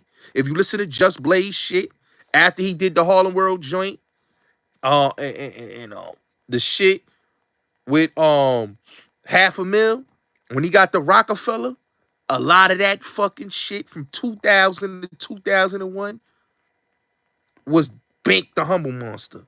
Straight up and down, man. So I tell niggas that all the time, bro. I know my production, nigga.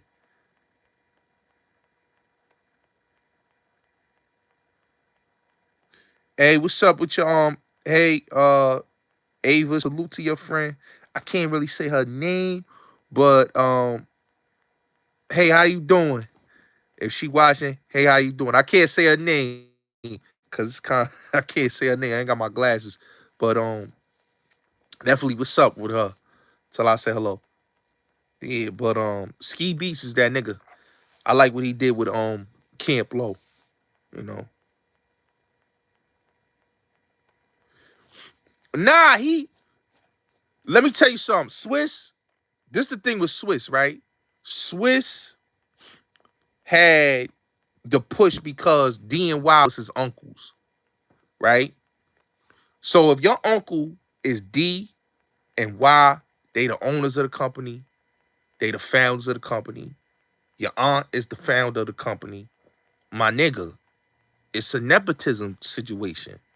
So yeah, they gonna push the nephew. Don't get me wrong. Dane Grease was the motherfucking producer for that whole shit. It was him was really from the beginning, because Irv, you know, after Chad Elliott left, it was his Irv and motherfucking Dane Grease. And then you had PK and all the other niggas, but Dane Grease and Irv was the go-to niggas, you know? But I still fuck with Swiss, don't get it twisted.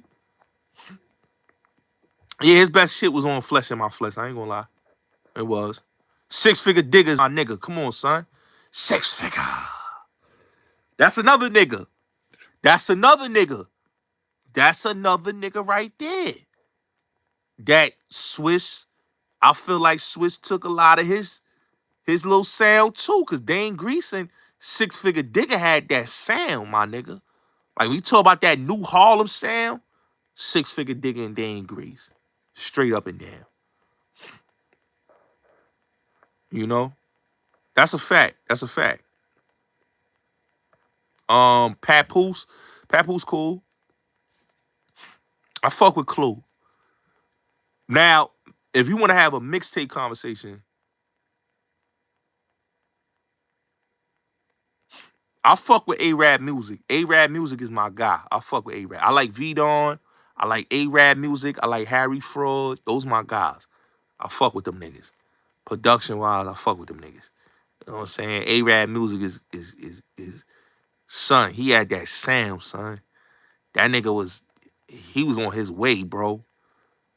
Jaleel Beats is another one. Another nigga that was on his way, son. I don't know what happened. Niggas just stopped fucking with them niggas, man. But them niggas had that sound, bro.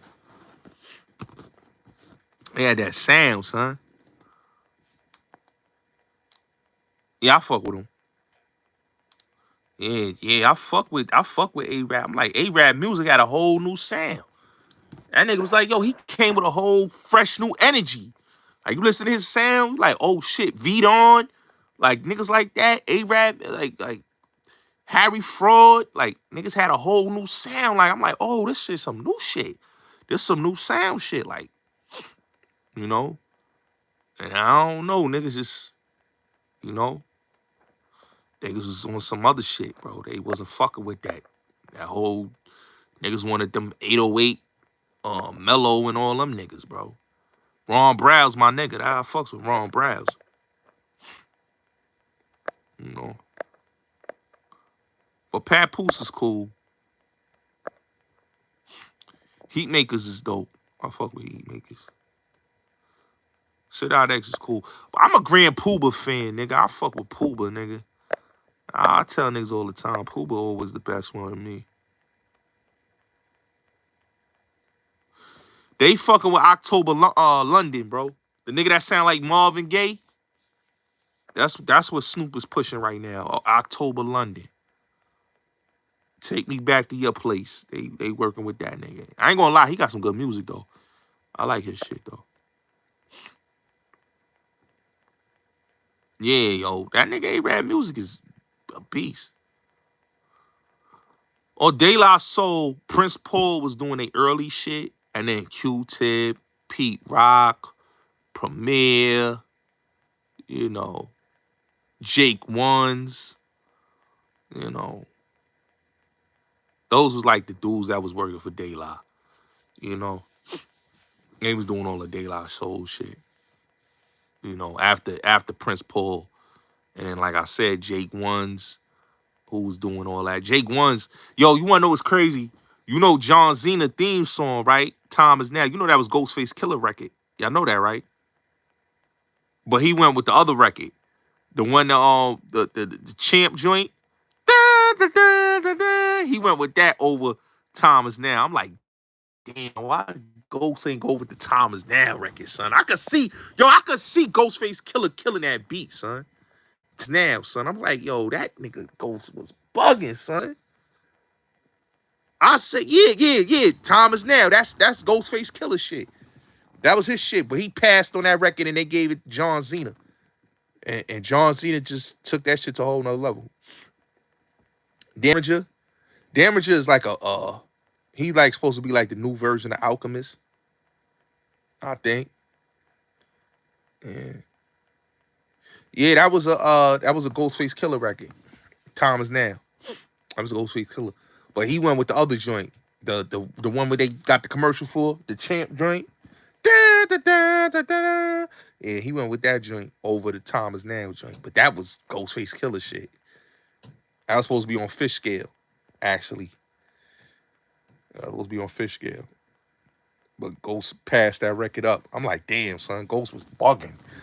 Ghost was bugging, son. My favorite Ghostface Killah album is Supreme Clientele and Bulletproof Wallets. Bulletproof Wallets and Supreme Clientele. That's my favorite two Ghostface Killah albums. I love them. I love both of them albums. Cause you got Nutmeg, you got all them joints. Yeah, I'm a huge Ghostface Killah fan. Yeah, Run, he went crazy on there. That means run. Him and Jada went crazy on there. He said, running like I got ears on me. Nigga went stupid on that. Now, John Cena's a nice rapper, I ain't gonna lie. That nigga did a record with Freddie Fox, bro. Come on.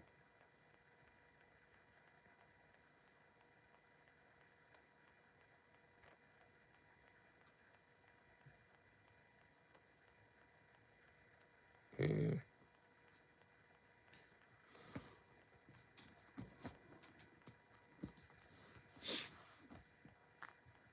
Niggas is crazy.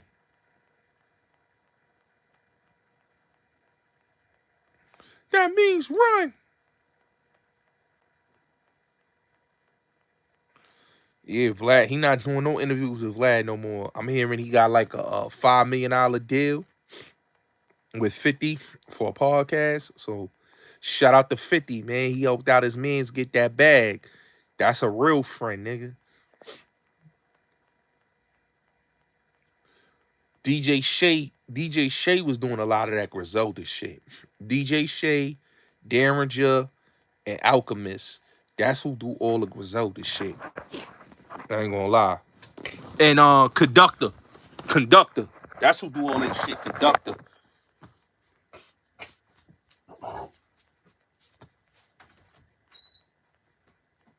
And Crisis. I think Crisis. That's the other producer too. Them niggas be having some fire. I ain't gonna lie. I fuck with Aguilar. Yeah, I heard of them. I heard of the Troopers. Yeah, Conductor is fire. Yeah, DJ Shay, Conductor, Derringer, Alchemist. That's who Griselda. But you know, a lot of that shit I keep trying to tell niggas. They Prodigy babies, son. All that shit come from Prodigy, nigga, cause Prodigy, before he passed, nigga, that's how he was doing his sound of his music. That soul sample, them dirty samples, that was Prodigy, nigga. Prodigy was ahead of his time, bro. That's why I fuck with P, man. P, one of my favorite rappers, man. With Beams, nigga. You gotta like niggas. Niggas like that, man. They don't. I tell niggas, man. A lot of these niggas is Beanie Siegel, Prodigy, Jada Kiss, Nas, and 50 Cent babies, man. And DMX babies, man. Real talk, man. Everybody be trying to act like they Jay-Z babies. I be like, nigga, none of y'all niggas rap like Jay-Z. And none of y'all niggas got y'all production like Jay-Z. Stop it. Y'all not Jay-Z babies. I know niggas want to say Jay-Z name because they wanna motherfucking go to the Rock Nation brunch or wear a Rock Nation hat, nigga. Be honest, nigga. None of y'all niggas sound like Jay-Z or make Jay-Z type music. Stop it. Stop it.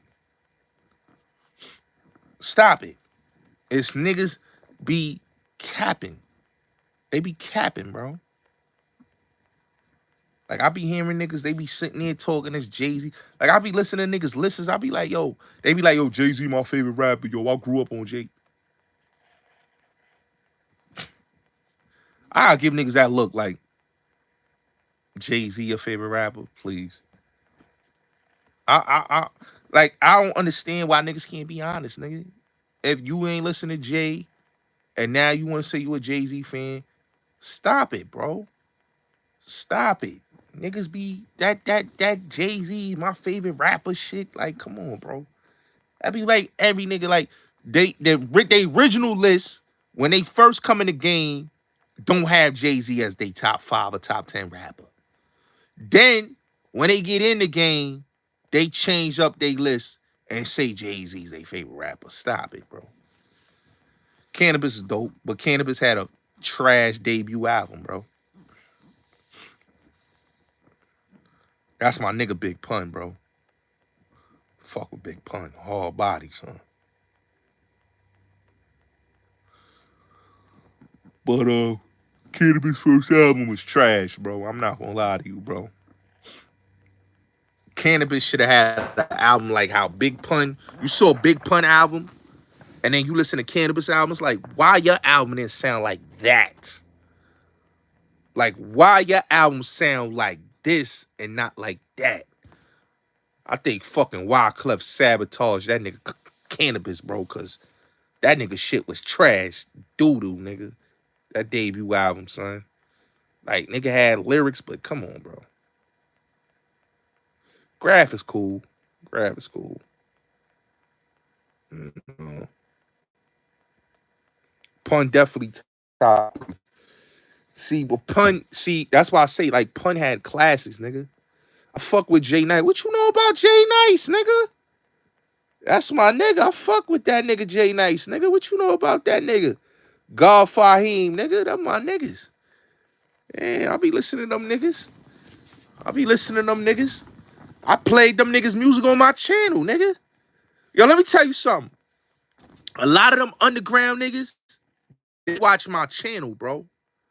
They be hitting me up. Grade A God, y'all niggas, man. I'm a fan, nigga. I like y'all niggas' music, bro. You know what I'm saying? I like niggas' music, bro. I don't like everybody music, but shit, nigga, music hot, it's hot. I fuck with Ali Vegas, but let me tell you something about Ali Vegas, bro. He gotta stop blaming Nas for not, cause Nas ain't had nothing to do with him. Ali Vegas is a dope rapper, but that wasn't Nas' fault. He know what that was. That was politics with the label niggas. You can't blame Nas for what happened with your career. I can't agree with that. You know what I'm saying? Cause one, Nas, you signed the track masters. And two, come on, that. You know?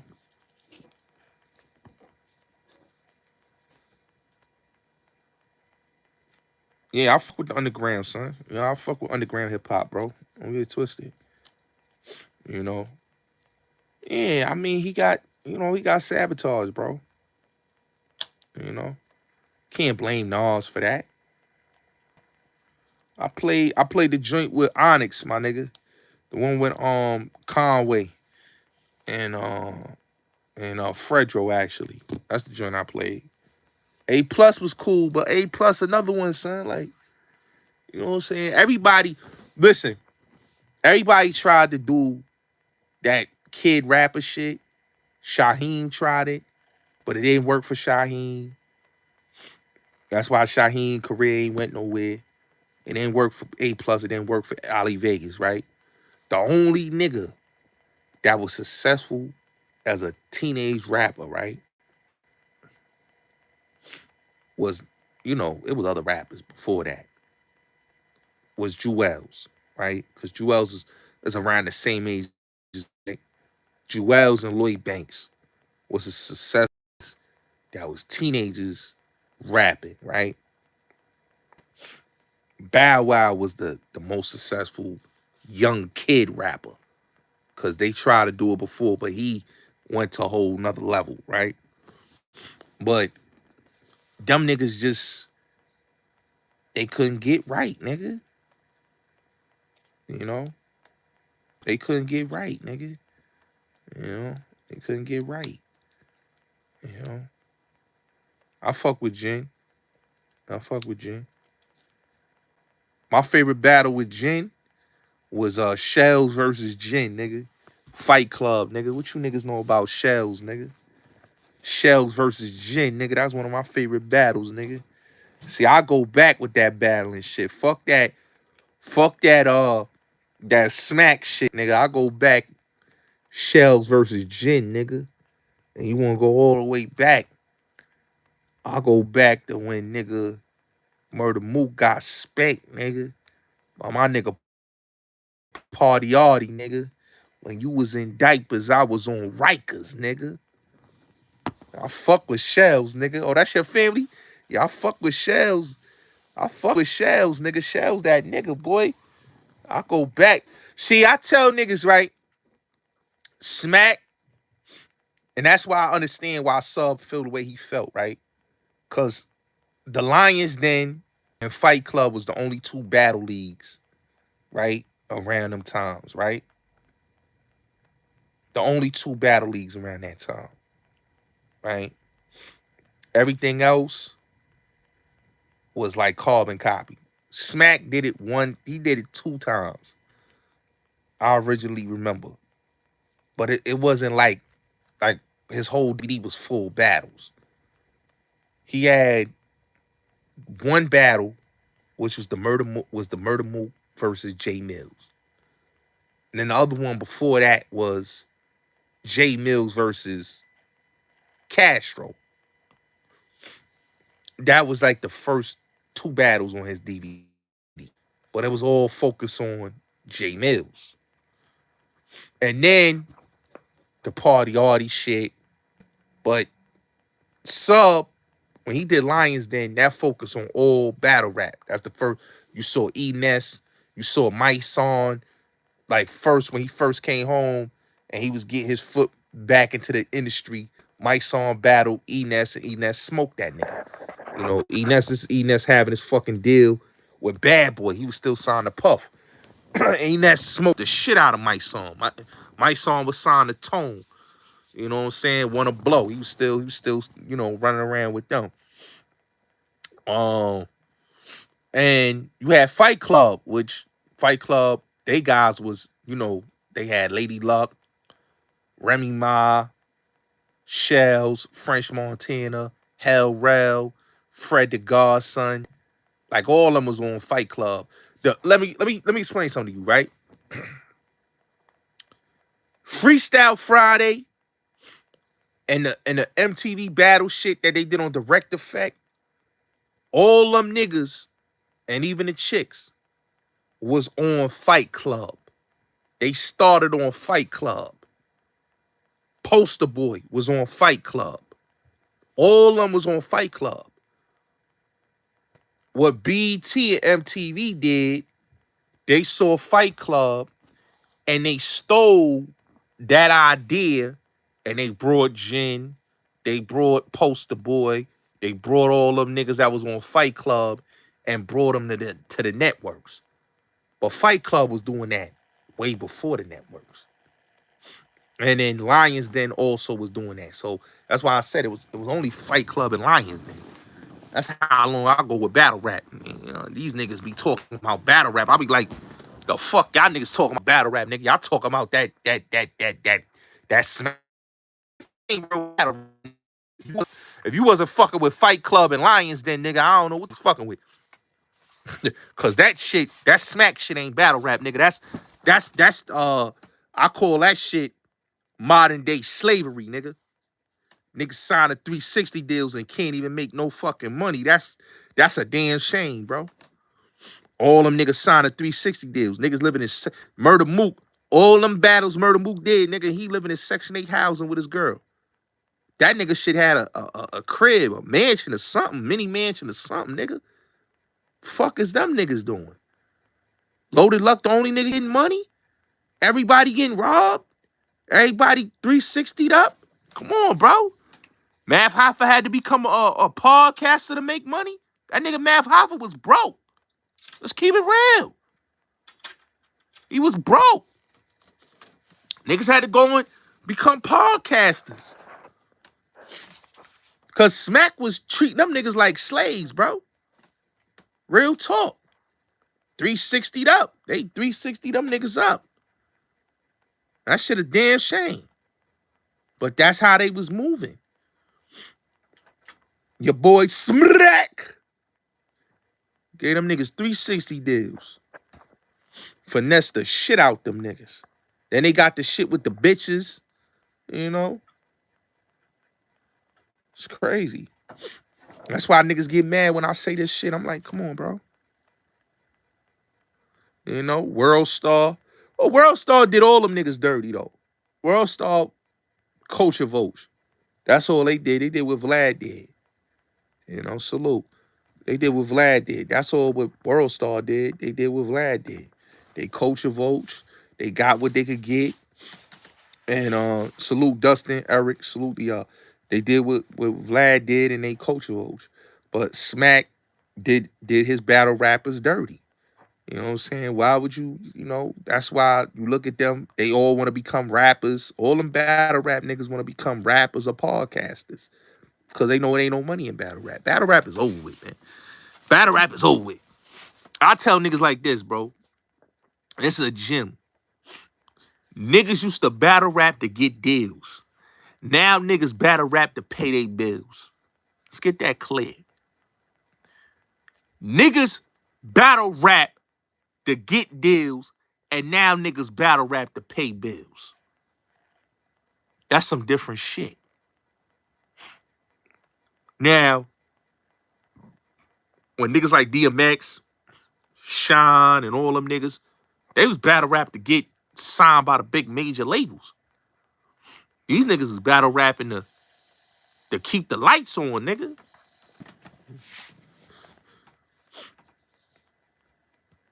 You know? Black Hollywood is done. Y'all gotta look at Hollywood, man. Hollywood is over with, bro. I'm gonna do a video on my Patreon about that. Hollywood is over with.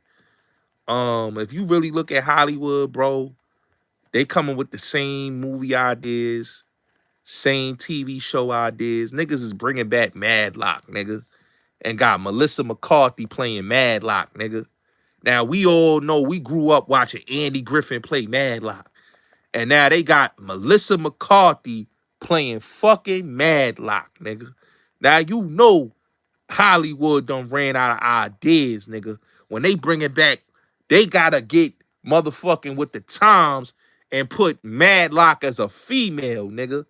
You know Hollywood done fucked up and they done. When niggas gotta bring Hollywood back and give them, come on, bro. Really? Like, I don't know, bro. I don't know, bro. That's how bad it is, bro. It's sad, bro. Niggas is done with ideas, bro. I ain't gonna lie. The only cool shit that I see in Hollywood, I don't understand. I'm gonna say this, right?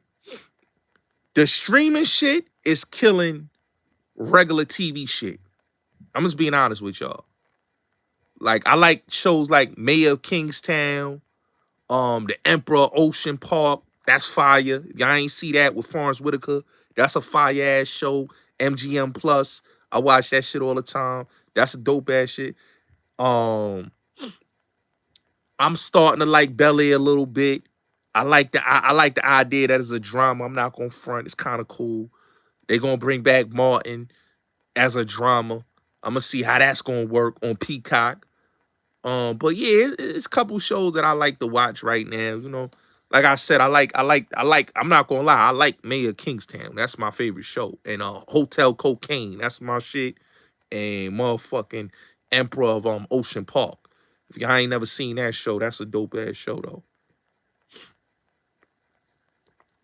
Yeah, World Star is over with, bro. World Star is over with, bro. You know, World Star is over with. Yo, I was surprised when I saw 50 Cent on World Star recently, like doing an interview, cause for so many years he ain't fuck with them niggas. So it was kind of crazy. Yo, I'm gonna keep it real with you, man. The last couple movies Spike Lee did, bro, wasn't that good, bro. I ain't gonna lie. A couple of his movies was on Netflix. I liked it, the Blood joint with Chadwick Boseman, but yeah, Spike Lee ain't been doing no good movies, bro. I don't know what's going on with Spike, bro. He ain't been doing no good joints, man. And I'm a big Spike Lee fan, bro, but you know, Spike Lee ain't hitting no more for Spike Lee, bro. I don't know if he not in tune no more or what, man, but it's just he ain't Spike that we know and love, man. I'm gonna keep it real with you, bro. I know he did the She Gotta Have It joint, then he did the Bloods joint, and it's just Spike ain't been hitting like how he was hitting before, bro. You know, he got to get back in there. A lot of niggas got to get back, man. I think 50 interview was fire. Yeah, Spike lost the connection, bro. He lost the connection with the culture, bro. Like, I started watching Spike Lee movies, like the recent joints he done. It's like, damn, dog, you lost the connection, bro. Cause you know when you watch movies like Do the Right Thing, School Days, She Gots to Have It, Mo Better Blues, Jungle Fever, Crooklyn, Malcolm X, you know, Clockers, He Got Game. You see the connection that Spike Lee had, right? Bamboozle was cool. I fuck with Bamboozle. You know, I fuck with Girl 6 low key because Teresa Randall's fine as fuck in that movie. That was a cool movie. The funniest part of that movie was the nigga Michael Imperioli was stalking Shorty and about to kill her and shit. That movie was kind of funny though. But 25th Hour, nigga, was a good movie. You know what I'm saying? And She Hates Me, and you know, Inside Man, and then I don't know, man. As time progresses, man, like Spike Lee shit just became duds, nigga. It ain't what it was no more, man. Like it's like the nigga just gave anything. Like when he did the Chirac joint and he did the other one, the Red Hook shit. I was like, damn, nigga, like what the fuck? I'm like the Red Hook shit trash. The fucking the vampire joint was trash. I'm like, damn, all the joints. I'm like, Chirac, nigga, you got Wesley Snipes in here, nigga, and this shit is trash. Like, fuck going on with Spike, bro? Like, I'm like, damn, man. You know? Nah, he ain't hungry, bro. I think cause he made a lot of money, bro. You gotta look, bro. When you a director like Spike Lee and you made so much money, it's not like Spike coming up. It's like, man, nigga, you know. I liked the Vietnam joint, the Blood. That's what I was talking about, the Blood joint. That joint was dope, but you know, I like the Black Klansman too, but it's like Spike, man, what like you give us like some cool good movies, and then you giving us a bunch of mid shit. Like, give us the heat, nigga. Like, the fuck is the heat at? Like that's what we love Spike for, the heat. You know?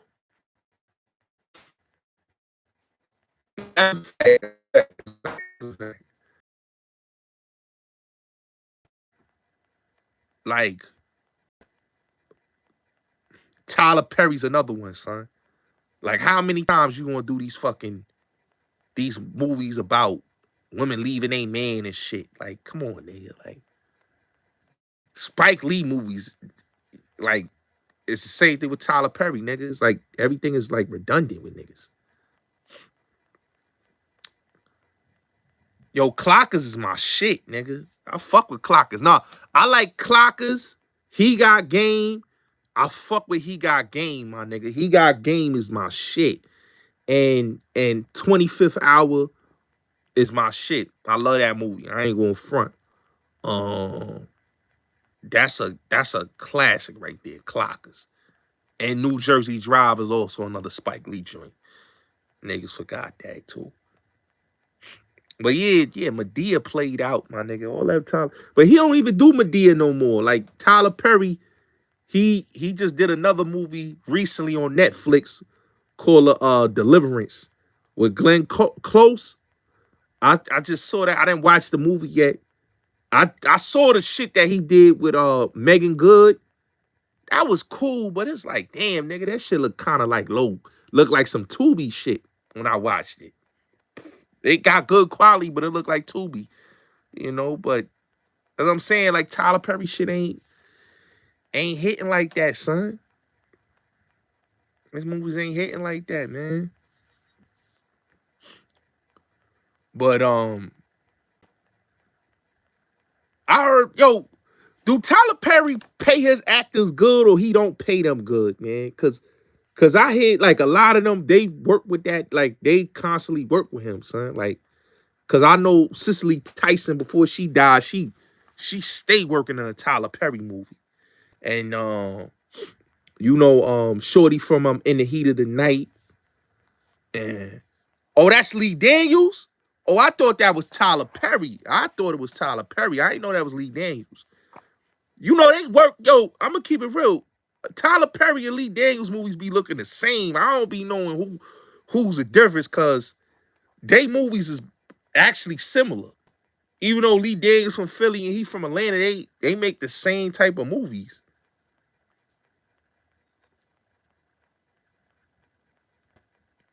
Oh, word? I ain't know that. Yeah, cause I ain't gonna lie, son. Like, you can't tell the difference from a Lee Daniels or a Tyler Perry, son, cause all they shits is the similar, son. All they movies, son.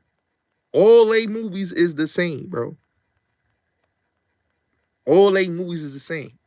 Empire, they TV shows is the same. Empire, for better, for worse. What's the other one? Have and have nots. All they TV shows and movies is the same, bro. Real talk. Inside Man is my shit. I fuck with that movie, man. End of that movie was ill, son. You know? End of that movie was ill, son. That nigga Inside Man, boy. What? That nigga Wesley Snipes, boy. That nigga Styles, that was Denzel. That nigga said, yo, I like 50 Cent. That nigga gave 50 Cent the illest plug in that movie, son. Cause I'm a shorty, when the robbers came in there, they was talking about 50 Cent. He's playing 50 Cent game. He said, yo, that's 50 Cent, son. The little nigga, son. I was like, yo, that nigga gave 50 Cent the illest plug in that movie. That's when you know 50 Cent was that nigga around that time, boy.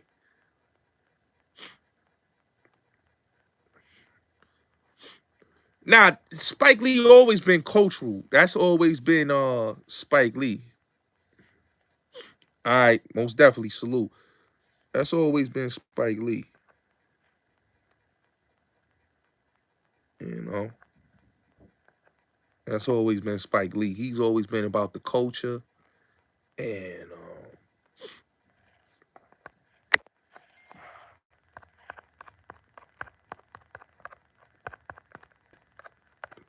that's always been about Spike Lee. His movies always been about the culture.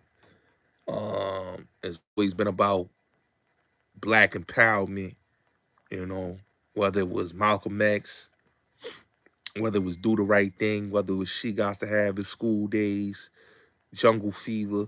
Jungle Fever was crazy. That nigga Samuel Jackson had me dying, nigga. Remember that scene? That nigga said, "You want me to see me do my dance?" Yo, that nigga did his dance. That nigga Gator.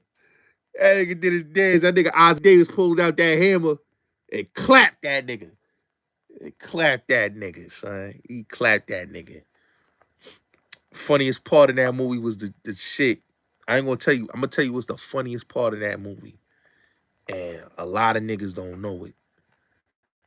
But the funniest part of that movie was the scene where Samuel Jackson was cursing out Halle Berry and shit, right? Yo, she played a fiend. Yo, Halle Berry fine as fuck, nigga. She could play that fiend, nigga. That nigga Spike Lee was like, yo, you too sexy to play a crackhead, son. And she is too sexy, bro. But she played that shit effortlessly. Effortlessly, she played that crackhead, son. She played that shit effortlessly. Funniest scene in that movie is when the nigga turned around the corner, son. The prostitute come in. She said, "Daddy, I want to suck your dick." That nigga said, "Oh!" Nigga, Wesley Snipes started screaming, nigga. That nigga done fucked his ex-wife. She don't want him no more. That nigga fucked the shit out of motherfucking shorty from the Sopranos and Cobbler, the bad Italian joint. He done fucked her. He done fucked his ex-wife, lost the ex-wife, lost the Italian chick. And shorty said, "Daddy, I want to suck your dick." I was like, oh shit, that movie crazy. That's the illest ending ever of that movie, nigga. That nigga hugged the prostitute, nigga. Like that was his daughter, nigga. Wesley Snipes, that nigga though, man. Shout out to Wesley, boy. Wesley Snipes was that nigga, son. Always bet on black, my nigga. Always bet on black. The fuck niggas talking about, man? One of the illest actors ever, bro. That nigga could give you Blade. That nigga could give you motherfucking New Jack City. He can give you Sugar Hill. He can give you any type of movie you want, nigga. Another slept on Wesley Snipes movie. Disappearing Act with him and Sanaa Lathan, nigga. That's a good movie. That book is a good book, but that movie, classic. I watched that movie like 5 times when it debuted on HBO. And I was a fucking. That's when HBO was HBO Black. I'm gonna keep it real. Besides The Sopranos, black people kept HBO lights on in the 90s and 2000s, my nigga. Say what you want. Black cinema, the black TV movies, the fucking series like Oz, The Wire, kept HBO lights the fuck on, nigga. We talking about shit like Strap, The Corner. What's my shit with Charles Dutton? Damn, what the fuck was the name of that shit? Shit with Lawrence Fishburne when he was cleaning up the community from the drug addicts. Like all that black TV movies on HBO kept the lights on HBO. That was what Stars is right now, bro. You see what Stars is right now? That was HBO in the 90s.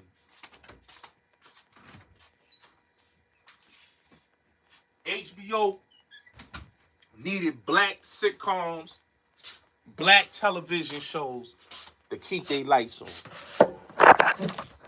That's what it was.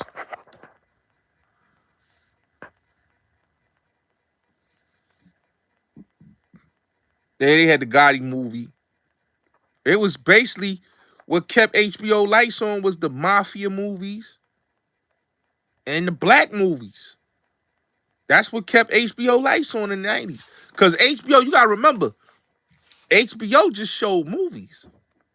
And then they later got into, making the Tyson movie and all that other shit, which helped them out as a franchise because they only had one TV show on there, and that was First and 10, I think it was, with O.J. Simpson, the football show. That was the first series they had on there, and then from there, later on they got Oz, they got Awless, The Sopranos, Sex in the City, 6 Feet Under,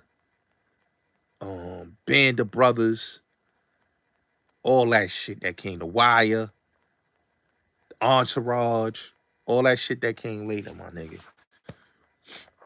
HBO was like what Stars is right now. That was what HBO was in the late 90s, you know. And what helped them keep the lights that really took them to the next level was Oz. Oz took them to the next level. The Sopranos and all is just was next level for them. You know, and then The Corner helped out, was the precursors for The Wire. Because if you seen The Corner, you understand The Wire, my nigga. If you never seen The Corner and you just saw The Wire, then you will never understand that whole story. Because The Corner was first. The Corner was the first. That was the first one out the gate before The Wire. Everybody know that. That's my favorite.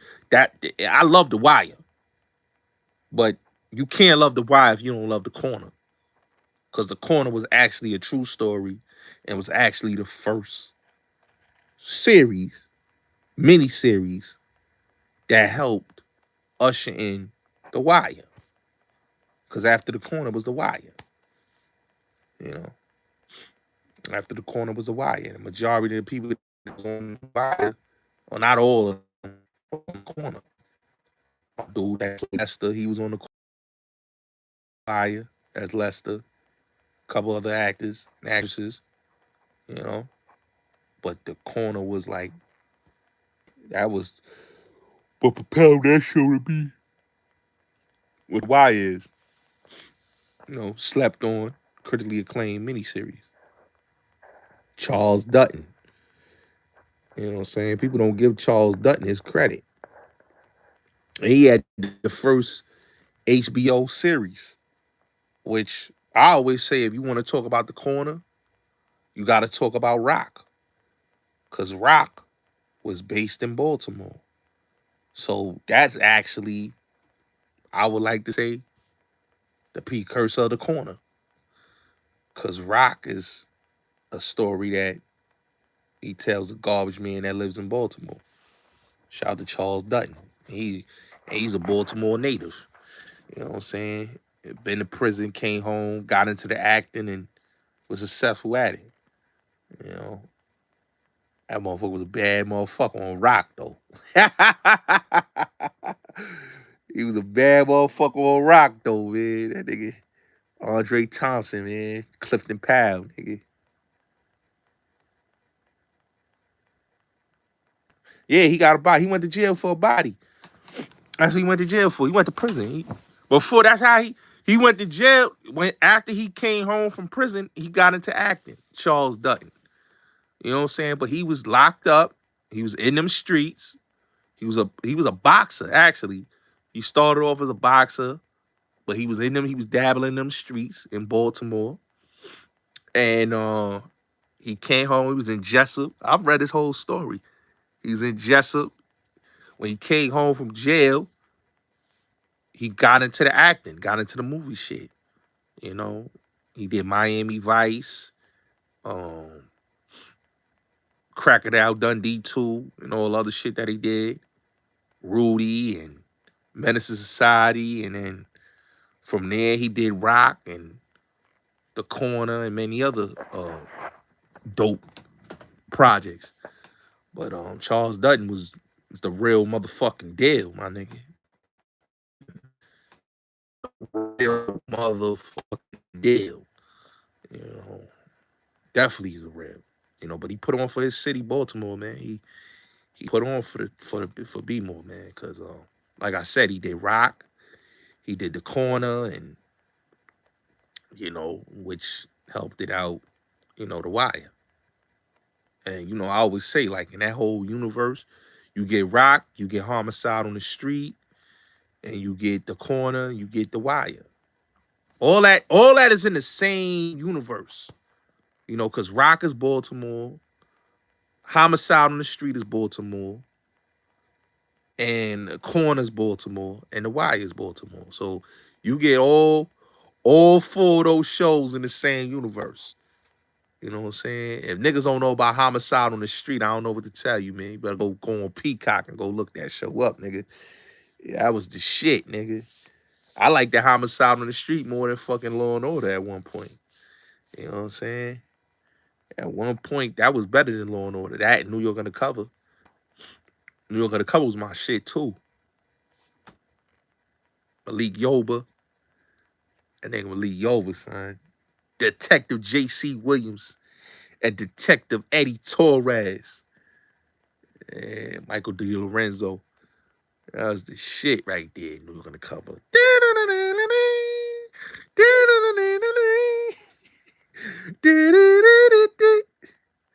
What was it, 9 o'clock they used to come on Fox? 9 o'clock Thursday nights?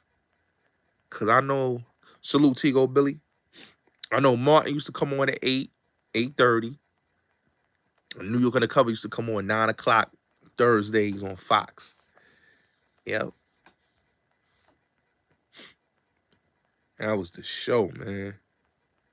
After Martin, that's a fact. It was Living Single first, and then Martin, and then New York Undercover. Because they came on that, because New York Undercover came on after Rock.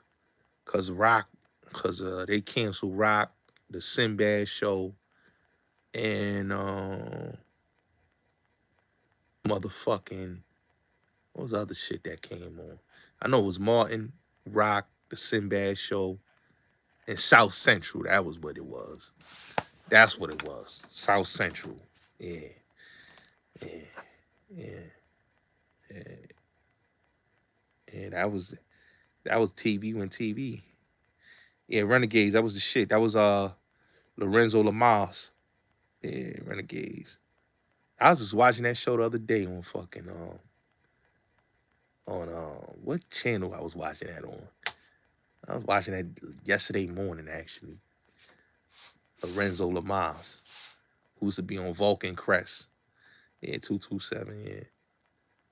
Yeah. UPN was my shit though. Fucking Moesha, Between the Brothers, One on One, the Parkers. Or before that, it was Moesha, Sparks, In the House. Between the Brothers came afterwards. That was with Dwayne Martin and shit. And motherfucking what was my other shit? That used to come on UPN. And your Girlfriends came after.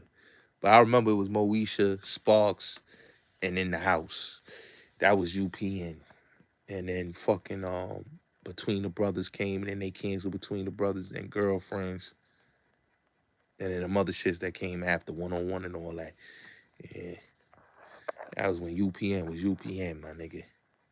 And then WB was For Your Love and Jamie Foxx Show and Sister, Steve Harvey. Yeah, I remember that shit. Yeah. That's TV was TV. Entertainment TV, my nigga. Entertainment TV. Then and TV just went buck wild and got crazy. Now it's reality TV. Ain't it something? We went from TV shows to sitcoms to now reality TV with motherfuckers that ain't got no careers getting careers on reality TV. Yeah. Yeah, Lady of Rage. Highlander. Yo, I was watching Highlander yesterday, bro. I kid you not, on fucking TV, bro. That was on yesterday, Sunday, bro. That's crazy. You brought that up, man. But yeah, man, I'm going to holler at y'all, man. I'm about to bounce, man. I'm going to holler at y'all, man. I might go live later